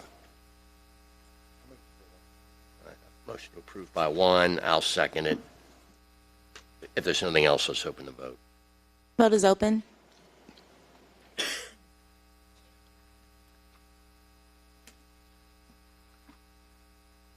All right, the ayes have it. Item 5 is 24-0-1505. This is an ordinance by Finance Exec authorizing mayor as designee to waive the competitive source selection provisions contained in the cited section of the city code here, as well as any other conflicting code provisions to execute the First Amendment to the agreement, which is indicated here, ATL Channel 26 broadcasting system upgrades with Clark Productions, Inc., on behalf of the executive office in an amount not to exceed $643,860.57.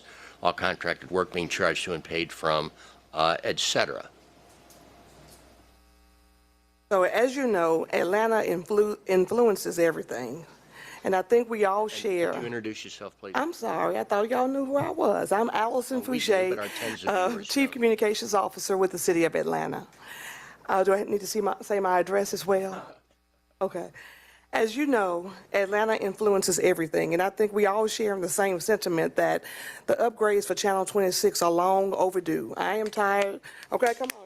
I think we need to clap about that. Okay. I am tired of the interruptions myself and, getting the calls, why are we black, why are we this? So these system updates need to reflect that we are a top-tier city who deserves a top-tier government broadcasting system. So some of the delay has been for the need for additional funding from the original proposal for what we call redundancy. So what is redundancy? It is a system design technique that involves duplicating a component so that if it fails, there's a backup. So that if we go out, we'll have like a generator that's in the back that will allow us to continue to broadcast. So without further delay, here with me today is Natasha Lee. You may see her around a lot. She's the director of Channel 26, and she's going to share the details of the timeline and if you have additional questions. Thank you. Thank you. Hello, good afternoon. Natasha Lee, Director of ATL 26. So I'll just run through real quickly some of the key features that are leading to the additional funding here. How does that? Am I clicking the right? There we go. Okay, thank you. All right, so the key features, as Allison mentioned, is redundancy. And so what that means for us is that when there is a power supply issue, an electrical issue, a technical issue, a storm that hits and there's a power outage, we have a backup to the backup to the backup. So the existing system, whenever there's an outage or a challenge, we're out, as you guys know, for hours to days sometimes. The redundancy will allow us to have seamless transition. So if there is an issue, the systems will kick in and you guys won't even notice anything. Right? Perfect example. That's very clever of you. Yes, and with the storm coming up, fingers crossed that there will be no additional interference. So that includes hardware, software, workflows, all of those things. We're also getting a brand new audio-visual system, which I know everybody will be excited about, microphones that won't snap, crackle, and pop, cameras, lighting in the chamber so we can see everybody when they are on camera. And it will just overall create a better broadcast, professional, high-polished look that City of Atlanta deserves. And so our progress report is we've been experiencing some disruptions. Clark, our vendor, has ordered equipment. That equipment is underway. When it arrives, they're going to shore up the existing control room. So new equipment will be placed in there until they can create a temporary setup. What this will do is allow us to stay on air with minimal disruptions during this process. The aim is close to approving the IT network design. As you know, we'll be separated from the city's IT network system.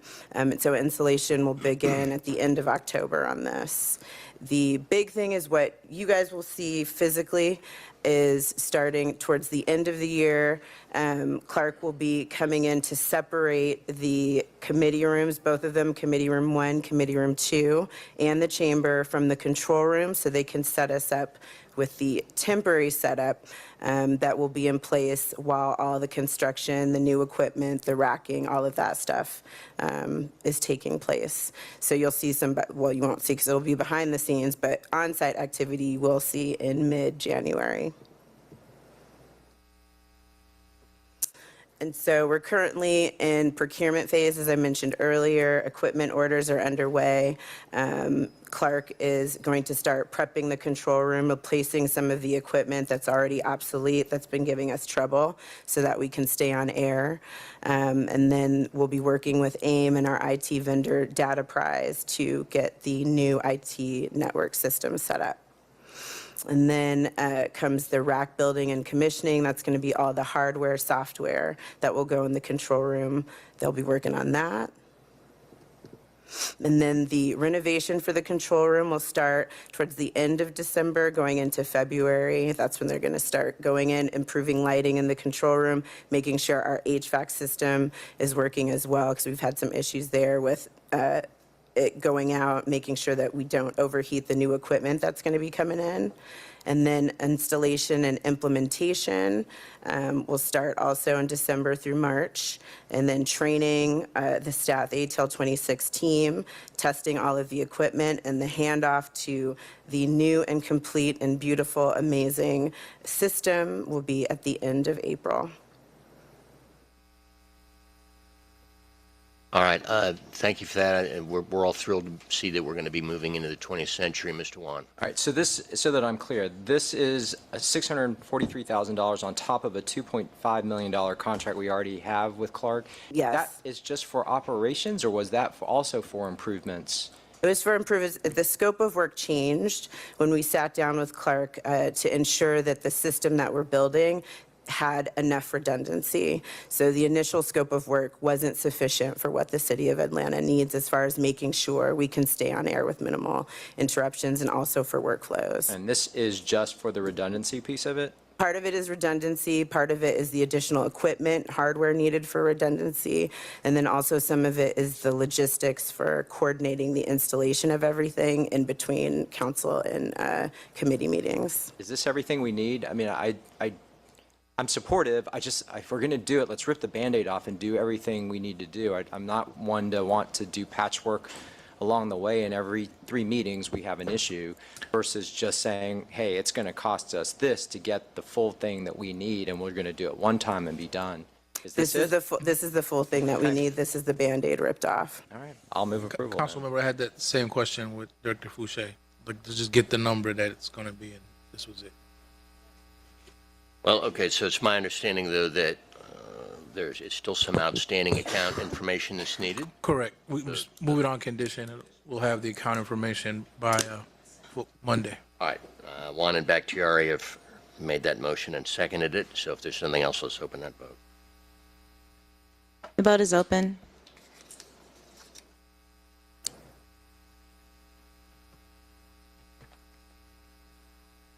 Vote is closed. You guys have it. Now, before we take our carry forwards as a block, let's go to number 17 as we need to amend it. That's 24-0-1526, an ordinance by Mr. Westmoreland authorizing a donation in amount not to exceed $1,500 from the District 6 carry forward account to the Morningside Lennox Park Association pursuant to the code section of the charter, which is listed here. Mr. Wan. Move to amend to add my name onto this. I wasn't here at the meeting, so Mr. Westmoreland read it in on my behalf, but move to amend. A second by Bakhtiari. If there's no questions, let's vote on the proposed amendment. The vote is open. Vote is closed.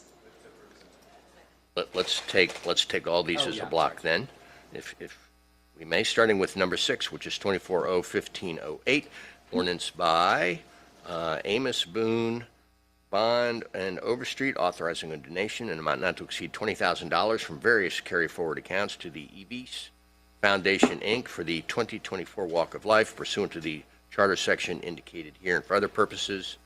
And also, number 8, 24-0-1511, ordinance by Bakhtiari, Winston, Dozier, Wan, and Westmoreland, authorizing a donation in an amount not to exceed $10,000 to Georgia Works from various carry-forward accounts pursuant to the same charter section.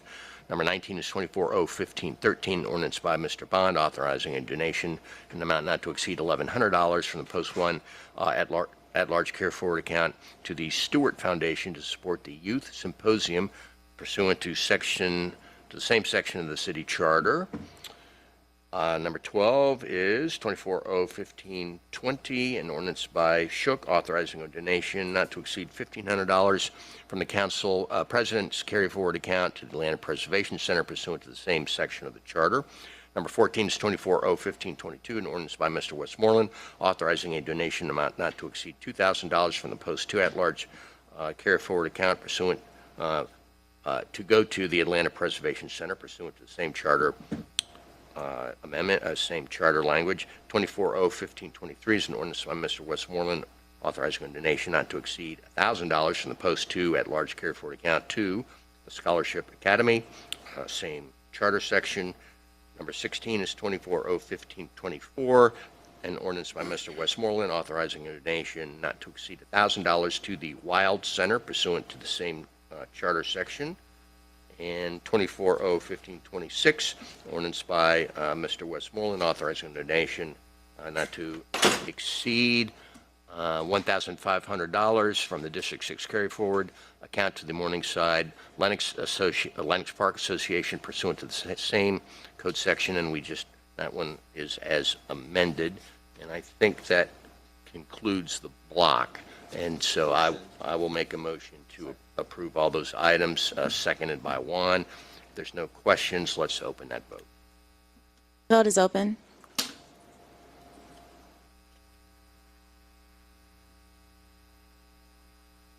The vote is closed. Thank you. Those items have been approved. All right, that takes us back to number 7, which is 24-0-1509. This is an ordinance by Mr. Amos, waiving the competitive source selection requirements contained in the cited code section and authorizing the mayor or his designee on behalf of the City of Atlanta to enter into a cost agreement for event production services with Live Nation Entertainment, Inc. for the 2024-2025 Peach Drop Festival for the benefit of the public in Atlanta, an amount not to exceed $650,000, authorizing that all Peach Drop contracted work shall be charged to and paid from the sources indicated, and authorize the CFO or his designee to execute any insurance agreements which may be necessary for the city's sponsorship of the Peach Drop Festival and for other purposes. Mr. Juan. Thank you. It's a question really for the CFO. What is the funding source for this? I see the number, but there's not. Oh, he's not here. Oh, there he is. Or maybe Mr. Pace can answer it. I'll defer to the. This is for the Peach Drop. Yeah, the Peach Drop, and I see Deputy Chief of Staff Pace there, but this was budgeted, but it's coming in a little bit over budget, so we're coordinating with the administration about additional options and efficiencies from that account, which also utilizes Jazz Fest and other stuff to be able to offset some of it. So which account is it? Is it non-departmental? Or is it? Non-departmental. It's in a non-departmental account. All right. 600. How much is it over? Yeah, how much is it over? Go ahead, Theo.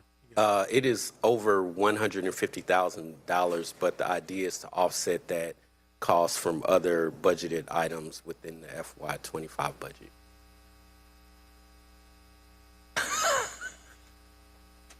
An apricot? Can we have an apricot instead of a peach then? So I'm going to support this, but I would suggest, I mean, this should be kind of an annual thing going forward. With the exception of the year we had to cancel for Correct. other reasons. And to me, I think we should be budgeting this as part, very similarly like we do to Jazz Festival. Just throw it into the Office of Cultural Affairs as one of the things that they do, and then let it come from this. And that way, I feel like it accomplishes what you're saying in terms of them managing a budget, overruns, underruns from all the different events versus the non-departmental account being just a piggy bank that everybody goes to when everything goes over. So I'll make that suggestion, but not hold this particular paper to that, and I'll move approval.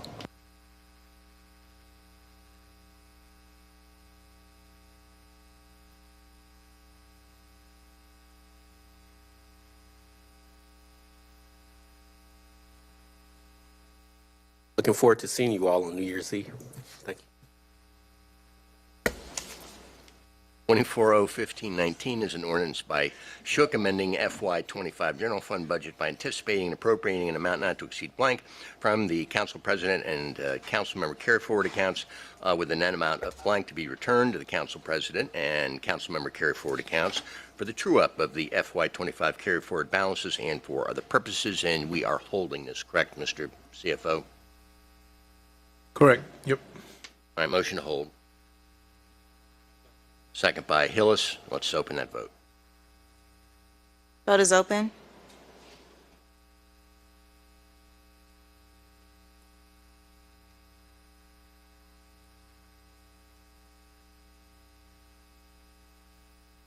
All right, the Vote is ayes have closed. it.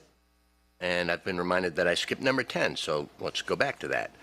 That is 24-0-1517, ordinance by Ms. Overstreet authorizing transfer of $5,000 from the Council District 11 carry forward account to Department of Parks and Rec for the purchase and installation of bleachers at Stonehogan Park and for other purposes. And my understanding is we need to send this forward on the condition of receiving a substitute that plugs in the needed account information. Is that right? Yes, from the Department of Parks and Recreation. Does anyone have any questions or comments about this? I'll move it. Ms. Overstreet. This legislation is born out of me working with the Stonehogan community for several projects to make sure that Stonehogan Park is absolutely beautiful. We've done quite a few things, including a new basketball court where we work with SCAD and resurfacing, new trash cans, a new playground is coming, and now my office is donating the benches because the court has become quite popular, the new beautiful court. So this is my help to Parks and Recs to let them know that I appreciate the work that they've done there at Stonehogan Park and that I have skin in the game as well. Thank you, colleagues. All right, very good. I think we've... I second it. Let's vote. Could we repeat the mover and seconder, please? Thank you. Pick two. Steeler's choice. Substitute. The vote is open.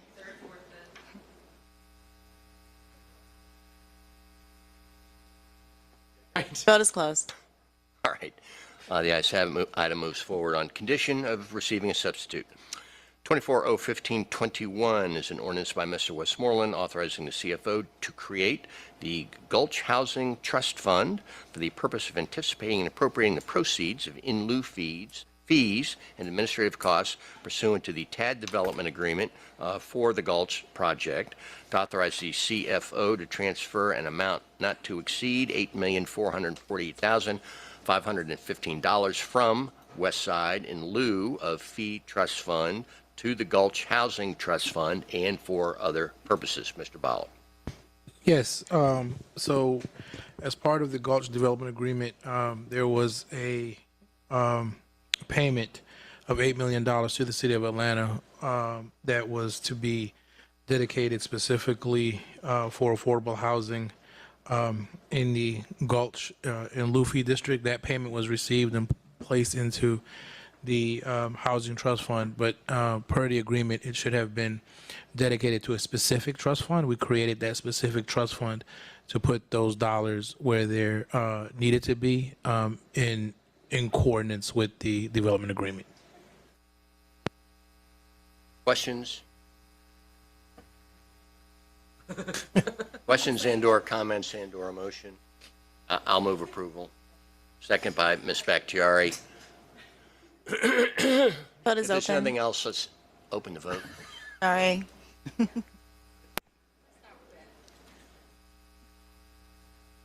right, the ayes have it. We've done the carry forwards. That takes us, already we're at resolutions. 24R3982, a resolution by Finance Exec authorizing the mayor as designee. And let me read the caption of the proposed resolution. 24R3982, a substitute resolution by finance exec authorizing the mayor or his designee to enter into the SP number, which is indicated, West Cascade Park sculpture installation with the Jonathan Mifidor DBA Mayfix LLC pursuant to the section of the city code listed here for a signature metal and stone sculptural public artwork for West Cascade Park to be installed by the parking area in an amount not to exceed $130,000 to be charged to and paid from the sources indicated. And okay, let's have the procedural vote to bring forward the substitute.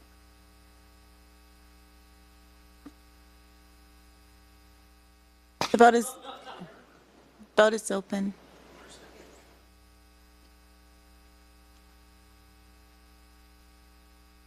All right, the substitute, which is now before us, adds the agreement number, terms, updates the amount, and adds the special procurement designated memo. Ms. Overstreet.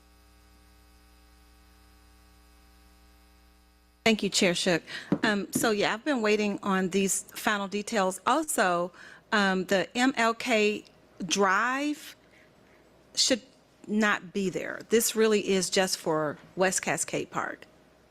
I was just texting you. I did not see you here. How are you? I'm good. Good afternoon, everyone. My name is Robert Witherspoon, Arts Program Manager for the Mayor's Office of Cultural Affairs. Okay.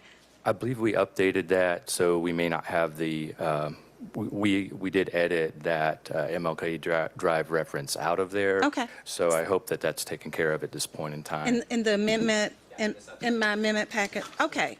Well, that sounds fantastic. In that case, are we finished voting on bringing the substitute forward? Okay, move approval on, okay. All right, we've got a motion. So rude, isn't that rude? Got a motion and a proper Not you second. this time. I don't know. Public comment ended a long time ago. Let's open the vote. Vote is open. Yep. Thank you, Mr. Witherspoon. Vote is closed. All right, the ayes have it. Item is approved. On substitute, we're going to hold the next two items. Let me read the caption. First one is 24R4110, resolution by Shook authorizing the Commissioner of Watershed Management to adjust water and sewer service charges on certain customer accounts incurred due to burst water service lines in the amount of blank. The other one is 24R4111, resolution by Shook authorizing the CFO to refund customers for overpayments to water and sewer accounts in the amount of blank, all funds being charged to and paid from it. Set of motions to hold both. Second by Juan. Let's open the vote. Vote is open.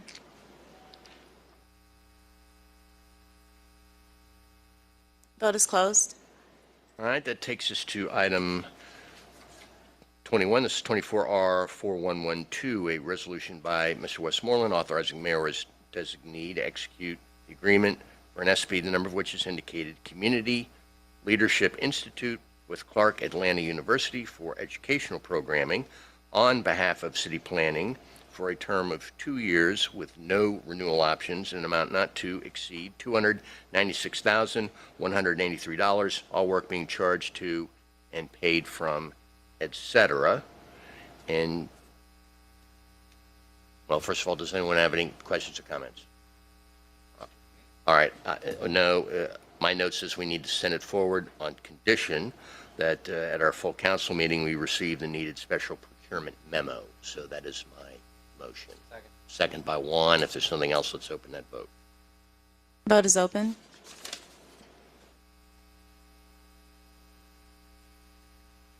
Vote is closed.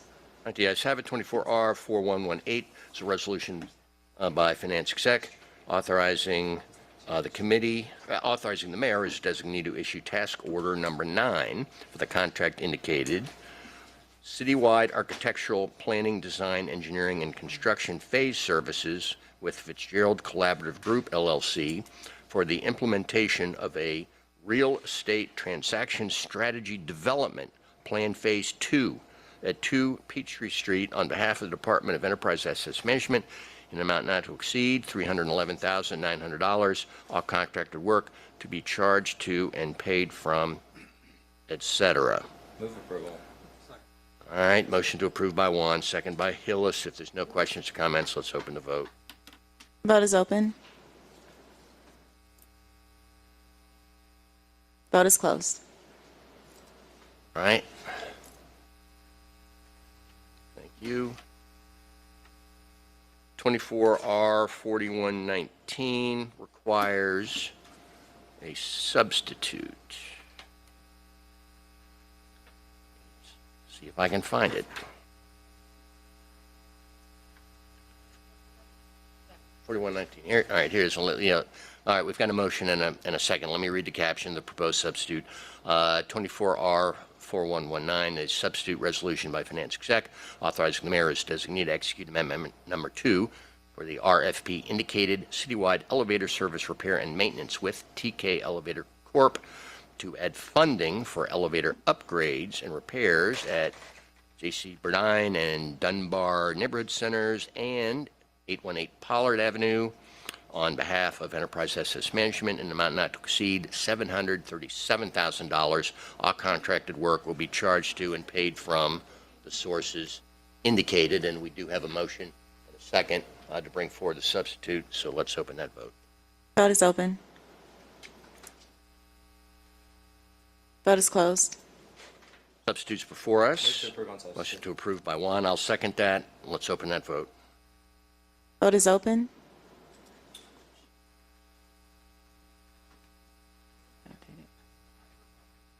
We apologize.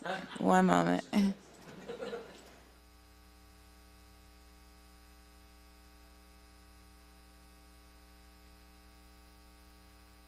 The vote is open.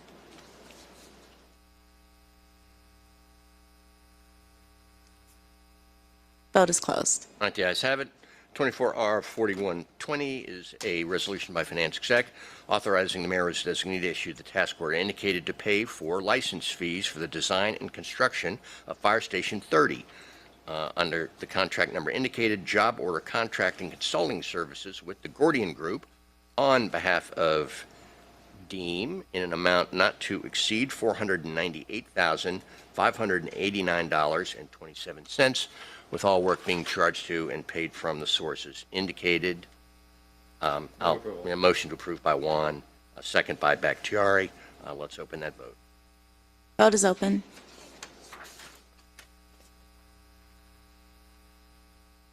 Vote is closed. Okay, that takes us to duels, and we do have one. It's number 25, which is 24O1512. And before I read the caption, is the caption of the paper that I'm about to read what came forward from PSLA, or do we need to change it? One moment, let me make sure. I'm not certain. Oh, you know what? The updated caption is in the packet. That's right. If you read it from your comments, I placed it there. You can read what's there. Yeah. Okay. Sorry. Thank you.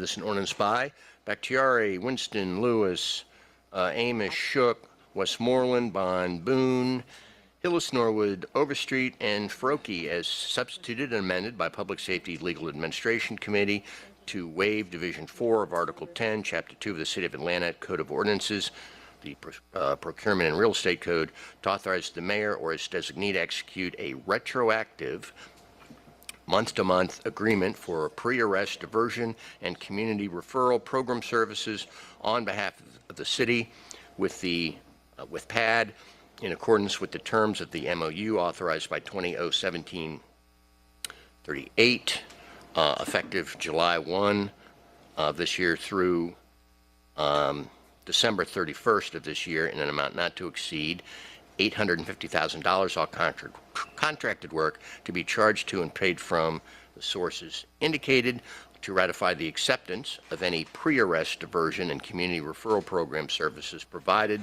to the city by PAD from July 1 through the date of the execution of this agreement authorized herein, to authorize the CFO to make direct payment in an amount not to exceed $550,000 for services rendered from July 1 and for other purposes. Again, this comes forward favorably on substitute.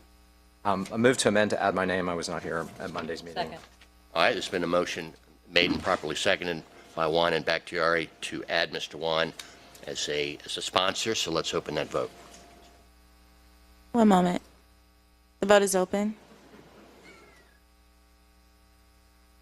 Okay?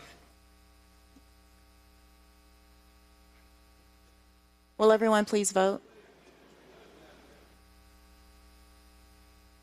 Vote is closed. And as to the paper as amended? All right, motion by Juan, second by Bakhtiari to approve as amended. Let's open that vote. Vote is open.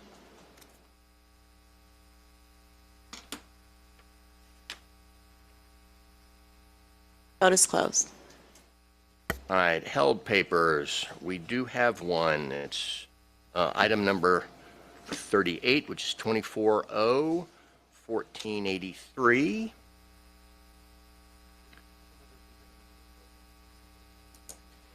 Do we have another dual? No, it's not a dual. It was referred to the committee, so it's at the end. Yeah, sorry. Okay, yeah, here it is. Let's take that after we dispatch 24-0-1483. The caption is different, so let me read it. That's an ordinance by Mr. Winston, as substituted by Finance Exec, requesting the issuance by the Atlanta Urban Redevelopment Agency of its revenue bonds, surface transportation and infrastructure projects, series indicated, and the aggregate principal amount not to exceed $120 million, to assist with financing the cost of the acquisition, construction, and installation of certain surface transportation and infrastructure improvements located within the Atlanta Urban Redevelopment Area Number 1, including 1, critical road resurfacing and restriping projects, 2, traffic signalization and lighting projects, 3, sidewalks and ADA projects, 4, digital variable and static wayfinding systems projects, and 5, related transportation infrastructure improvements, collectively the 2024B project, authorizing the execution, delivery, and performance of an intergovernmental contract, a bond purchase agreement, a continuing disclosure agreement, and related documents and certificates, authorizing the execution of an acknowledgement of service and the filing of an answer on behalf of the city in validation proceedings related to the Series 2024B bonds, authorizing the preparation, use, and distribution of a preliminary official statement, an official statement in connection with the sale of said bonds by the agency, approving a designated officer of the city to, quote, deem final the preliminary official statement for the purposes of Securities and Exchange Commission rule indicated, and approving amendment number 1 to the City of Atlanta amended and restated urban development plan to authorize the CFO to create bond fund number, which is indicated here, to amend the FY25 budget by adding to anticipations and appropriations bond proceeds in the aggregate principal amount not to exceed $120 million and for other purposes. Mr. CFO. Good afternoon, City Council. So as you know, this paper before you is to issue bonds for downtown improvement projects in anticipation of World Cup 2026. So there's a need to fast track a lot of the development work that's happening with the Department of Transportation. This is all within the AURA footprint. We're happy to coordinate with Invest Atlanta for this issuance. The not to exceed amount, 120 million, is a little bit more than the project estimates.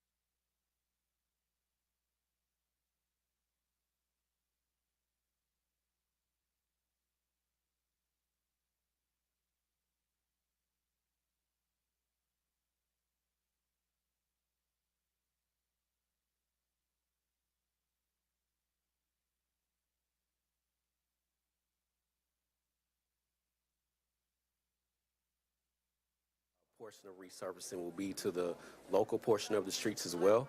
When they turn into state routes, as far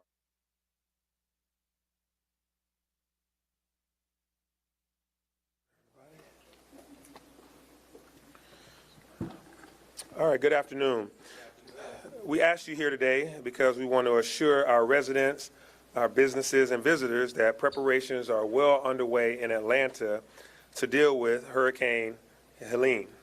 Forecasters say Helene could be unprecedented for Georgia, and the governor has already declared a state of emergency for the entire state of Georgia. Forecasters say that we are in for some difficult weather events ahead. Right now, Atlanta is under a tropical storm watch as well as a flood watch. I've asked my senior leaders that you see here, department heads and commissioners and chiefs, to join me today to answer any questions that you may have about city operations and our preparedness. We just exited a call of about 97 senior leaders of the City of Atlanta's various departments, where all of us were on the call going over our various responsibilities, led by COO Burks and our emergency preparedness team. So this is where we are right now. Our Department of Watershed Management has been proactively working since we first learned of the possibility of Helene, cleaning out storm drains and making sure our low-lying areas have all of the things that they need to divert water. Watershed Management has emergency response teams in place to address any issues that arise. They're paying close attention and monitoring water flow in the city's known flooding hotspots. Again, they've been preparing and performing routine maintenance and concentrated cleanouts to ensure that stormwater drains are unobstructed by any debris in areas prone to flooding. The Department of Parks and Recreation's forestry team is working closely with our Department of Public Works and the Department of Transportation, as well as Atlanta Fire Rescue Department, to coordinate any tree removal and storm debris removal. Department of Public Works crews are out cleaning draining systems, anticipating the heavy rainfall as well. They've already moved vehicles to higher ground. And as of right now, DPW has a 24/7 staffing plan ready so that there will be no time during this state of emergency when the city is uncovered. The Atlanta Department of Transportation crews have already cleared bridges and curb inlets where we expect to see flooding. Chainsaw crews are on standby, ready to respond quickly to downed trees. Also, barricades have been strategically positioned for rapid deployment. Our E911 group has implemented their severe weather action plan, and operators are prepared to shelter in place as needed. Also, thanks to the Westin Hotel, they have stepped up and offered to house our E911 staff as needed as they work around the clock. Atlanta Fire Rescue Department is prepared to assist with everything from swift water rescues to downed tree removals if necessary. They've got their vehicles fueled up and ready to go. And the Atlanta Police Department is prepared to respond to any safety emergencies throughout the storm. Chief Shearbaum has already deployed extra supplies to precincts, and shelter-in-place locations are being identified for essential staff. ATL 311 is activating outside of its normal business hours from 12 midnight to 7 a.m. on Thursday, giving Atlantans 24-hour access to information. Again, ATL 311 will operate for 24 hours starting at midnight tonight. And we're giving our remote, is it tonight? Is it tomorrow night? Tomorrow night. I got my days right. And we're giving our remote staffers MiFis and Wi-Fis just in case they lose power. At Hartsfield-Jackson Atlanta International Airport, they already set in motion plans for flight cancellations and the possibility of stranded passengers. Concessionaires are planning to stay open as needed to accommodate passengers and crews and workers there. We've also made sure that there will be additional people on hand to continue to clean all of the terminals and concourses. Also, all activities at parks and recreation facilities are canceled for today and for Thursday. Again, parks and recreation facilities are canceled for today and Thursday. We will have a comprehensive list of openings and closings and schedules on atlga.gov. Again, that's atlga.gov, our website. And let me remind our residents to text the word notify ATL, one word, notify ATL, to this number, 24639, to sign up for emergency alerts. You can get alerted as we continue to offer up information. Notify ATL to 24639. Lastly, the City of Atlanta's offices has asked non-essential employees to work from home for their safety tomorrow. Again, work from home tomorrow to all Atlanta offices for non-essential employees. Ms. Burks, did I cover everything? Our COO Burks is here. Did I cover everything? Mayor, I think you covered everything. Okay. All right, good deal. Now, I will address any questions, and we have our team members here that can also address any questions that the media may have. Any questions? I guess for those senior citizens, I imagine that would be a point of emphasis. Maybe if you have a neighbor or a family member who may not be as mobile, is that an area that you have directed any special resources or? Yeah, so one thing that we've learned over time is to make sure we have good phone numbers for all of our senior centers, our senior high-rises, and our senior facilities. Our Office of Constituent Services was on that call, and their team are already making sure that they make provisions to reach out to senior high-rises if they end up having any kind of power outages. How can we get to them to help them in anything that they may need? We learned a lot from previous emergency situations to coordinate with them. Atlanta Fire Rescue Department, of course, obviously is a great line of defense in being able to communicate directly with community members if they have power outages or down trees. And we've also already been in contact constantly with Georgia Power should individuals, whether they're seniors or otherwise, have power outages in their community, so that Georgia Power can then go out there, cut down tree limbs, as well as restore power as quickly as possible. So Mayor, we know. That's the web address. Yeah. Mm-hmm. So Mayor, obviously you call this unprecedented. I mean, what truly are we expecting tomorrow when it comes to streets, rains? I mean, have we ever seen anything like this here in the city? Well, I can't go as far back beyond where I would have been as alert about it as I am now, but I can tell you this is a state of emergency by the state of Georgia. We're seeing the effects of heavy rains that are coming our way. We have seen it move from a tropical storm to a hurricane. There were some estimations earlier that it was just going to be a tropical storm. Now it is indeed a hurricane. And this is, and you know, let me not get too far out on a limb, Felipe and Asher, but this is the culmination of two storms at once. There's one that's, of course, coming from the Gulf and one that's coming from the West. So we have that culmination that can make for a pretty hostile event and bring about a whole lot of rain. A lot of flooding is the potential there. High winds are also of concern. We've seen these in times past, so we're asking everybody to think about everything that you have, from your pets to your patio furniture, to any kind of thing that's outside. Think about events that you may be planning for tomorrow afternoon, tomorrow evening. With high winds, heavy rain, you may want to postpone those events and make sure they either move indoors or that you postpone them altogether. So this is, while it may be unprecedented, it's definitely a set of events that we take very seriously and want to make sure that our residents, businesses, and visitors prepare for.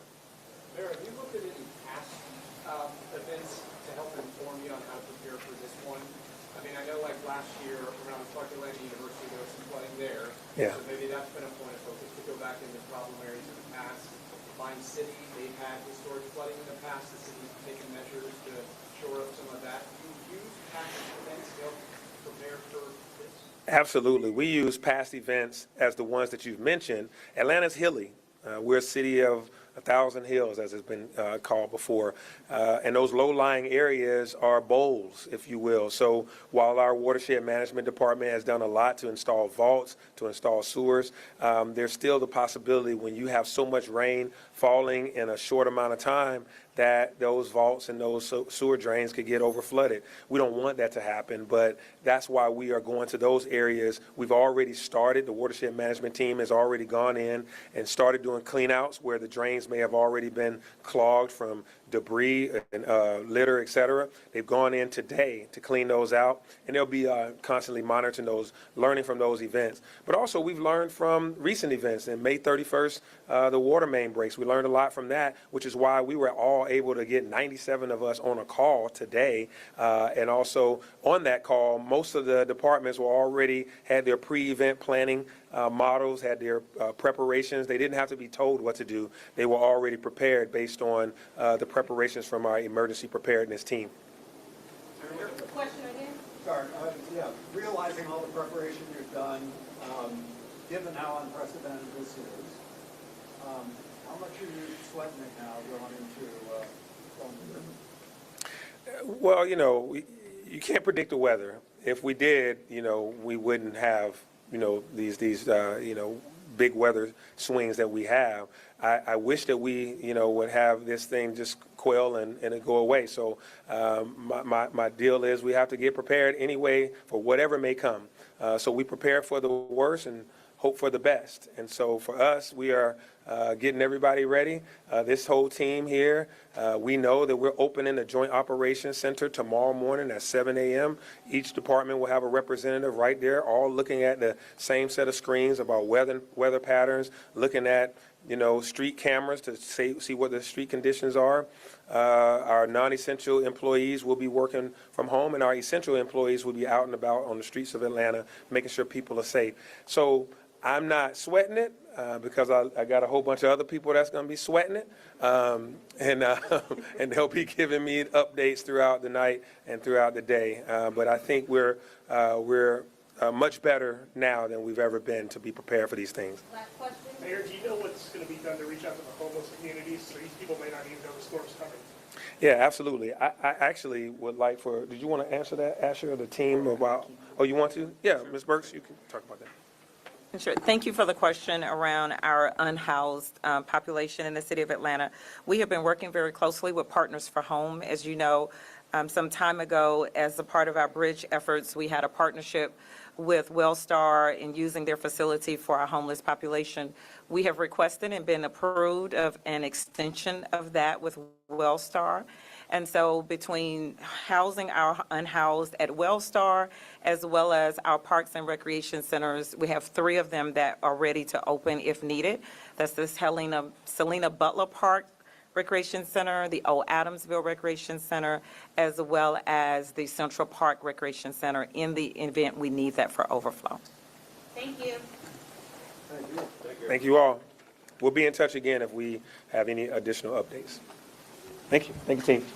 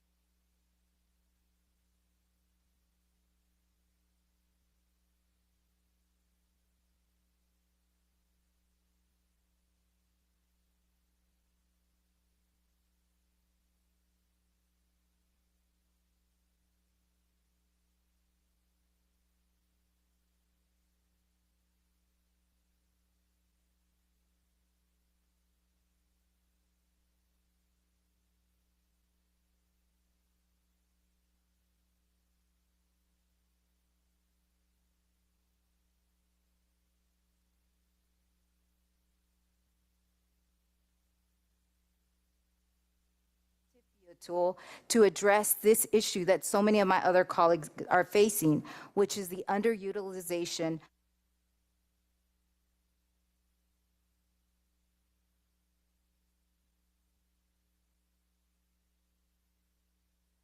successful private-public partnerships, in this case, The city needs the developer's experience and execution, and the developer could not make a feasible project without the city's support.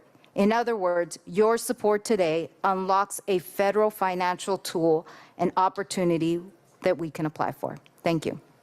So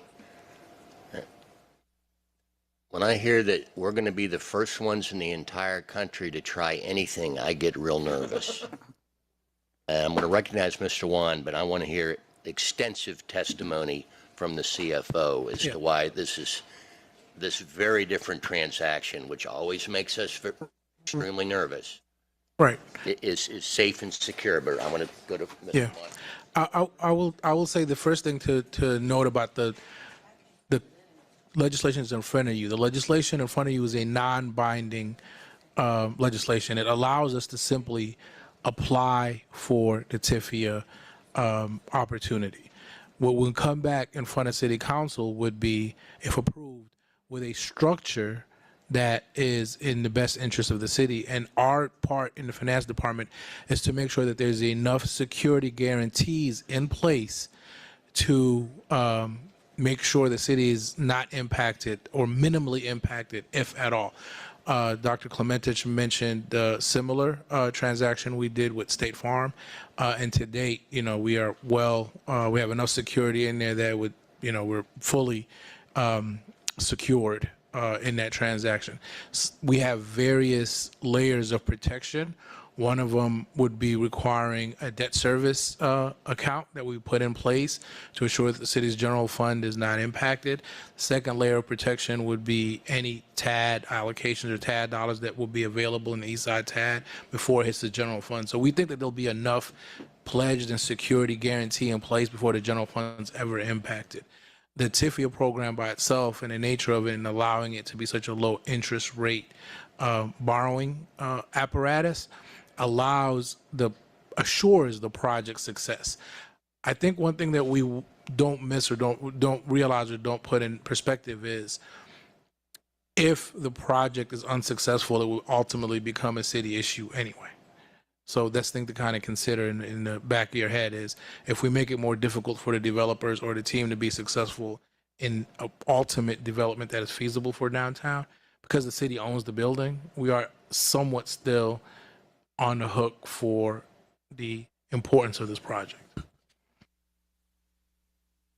All right, so I have a lot of questions. This is unprecedented on our side as well in terms of kind of going in and giving y'all this before we really know all the specifics of the financing structure. So first off, I don't believe I've heard a dollar amount in terms of project costs and what this loan, because you're essentially asking us to co-sign a mortgage with y'all, right? Right. So the project cost is coming in somewhere around $400 million. We're asking for approval up to $250 million. The reality is what the final amount, I won't know until we submit our application to DOT and they tell us what amount they're willing to provide us in financing. What does the rest of the capital stack look like? And does it include some of the sources that CFO Bala just mentioned would be a backstop? Because again, TAD dollars, I would imagine, would probably be a part of the capital stack for the project, yet he's saying that it would be also a backstop for whatever the city would be guaranteeing. So are we So we're looking at everything. We are exploring historic tax credits. That will be part of the capital stack.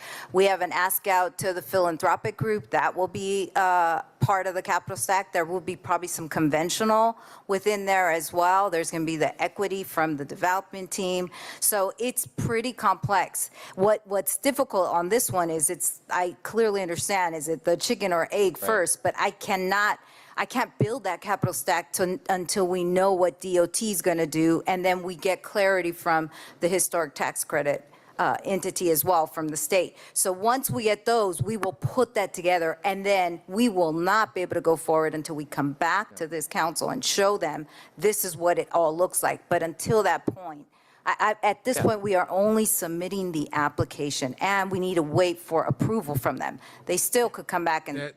This is a very good point. For context, in the Department of Watershed, we applied for WIFIA applications in the past. We were denied twice before we were approved the first time. So it's not a guarantee that you even get an opportunity to participate, because the federal government does a very rigorous very rigorous testing about the project itself to ensure that this is a viable project worth them allocating limited TIFIA dollars to when it's competing against many other projects. Yeah, but I'm asking these questions because kind of what if the dog catches the car? I mean, I want to make sure that if we are successful, I know what the city's in for. And I understand the uncertainty. I appreciate that. And I understand, you know, the council has the final authorization power in terms of whatever the ultimate structure is, Right. And what that guarantee looks like. But again, $250 million we're co-signing for, basically lending our credit rating as part of the application. If things go sideways, you said that what could be the potential? So Or you said, say, for I think debt the service? first step is you apply for 250, right? Like you apply up to 250, you get an opportunity. They might say 50, 100, 150, 250. Once that's approved, we construct the deal and come back to city council, so you'll see all the layers before we finalize the deal. So there's plenty of opportunity for us to work through the process, but essentially what it would look like at the end when we come back to city council, the proposal would look like, here is the entire capital structure for the project. Here are the different parts of the capital stack. Here is how the city's interest is protected. And the city's interest protected would be in a different funds flow chart. One being, first and foremost, the revenues that substantiate, the revenues that are generated from the project. If those aren't sufficient, then generally the next backstop would be a debt service requirement that's in place. If those aren't sufficient, then it would be whatever the tax allocation district is producing at the time. If those aren't sufficient, then it would come to the general fund. So there'll be different layers of protection. We will sensitize that and have all that ready for you and different assumptions, so you will have that before you commit the city to any final structure. The only thing I would add is that we're also exploring HUD 221D4 as another layer before the city. So at this point, we would have all those answers by the time we would present them to you. All right. Again, this is somewhat unprecedented. I just needed to ask some questions before saying, yeah, we're going to co-sign. No, and I appreciate that. And I would just say when Councilmember Shook, the first time, TIFIA has been used a lot for bridges and roads. This would be the first time used for a housing resident in terms of a TOD project. So I just want to make sure TIFIA tool has been existent for years. In fact, the reason they've expanded it is because they have money they need to get out. What's the time frame in terms of application to decision? So when They say 60 days. Okay. So it's a reasonable runway. So it's not hanging out there for 1-2 years. No. Okay. Thank you. I yield. Back to you. No, thank you, Dr. Clementich, appreciate it. And thank you for presenting yesterday and today. I thought of one thing that I wanted to just ask in the midst of all this I hadn't thought of yesterday. When you guys said, you all have said 600 units, 200 affordable, and that there will be 31 3-bedrooms and 30% of those will be affordable. Yes. And that sounds great. I was just curious that it seems like there must be some level of development plan, right? If we're able to even map out those numbers.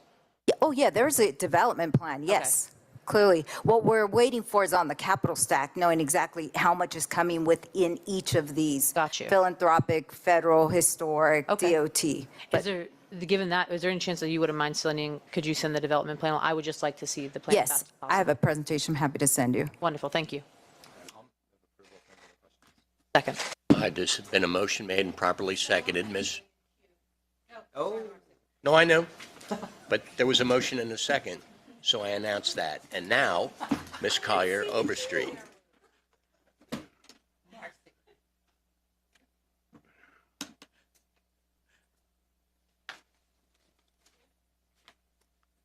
Please proceed. Thank you, Chair Shook. I do have a question. How does this application affect our credit rating? Or is it because of our great credit rating at this point and our obligated funds that we've already appropriated, especially including today where we, agreed as a council for 120 million. Like how does this work with that? So all works in concert, and we have one of the best FAs that advise us through making sure the city is not overextended.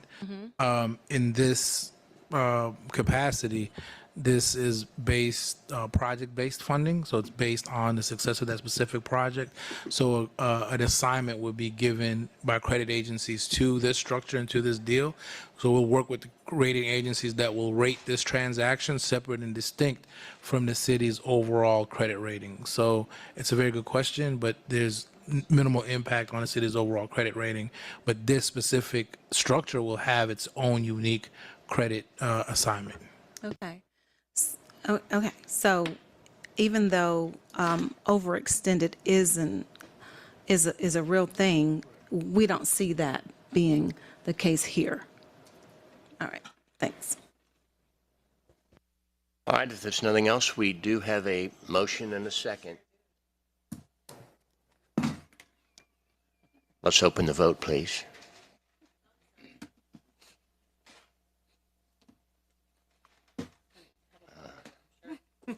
It's a good thing it's a 5 Monday month. I know that for sure.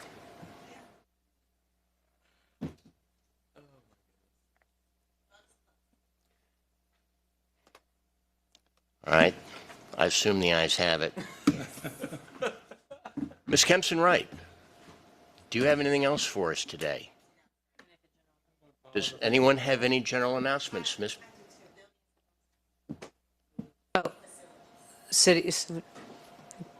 Go ahead.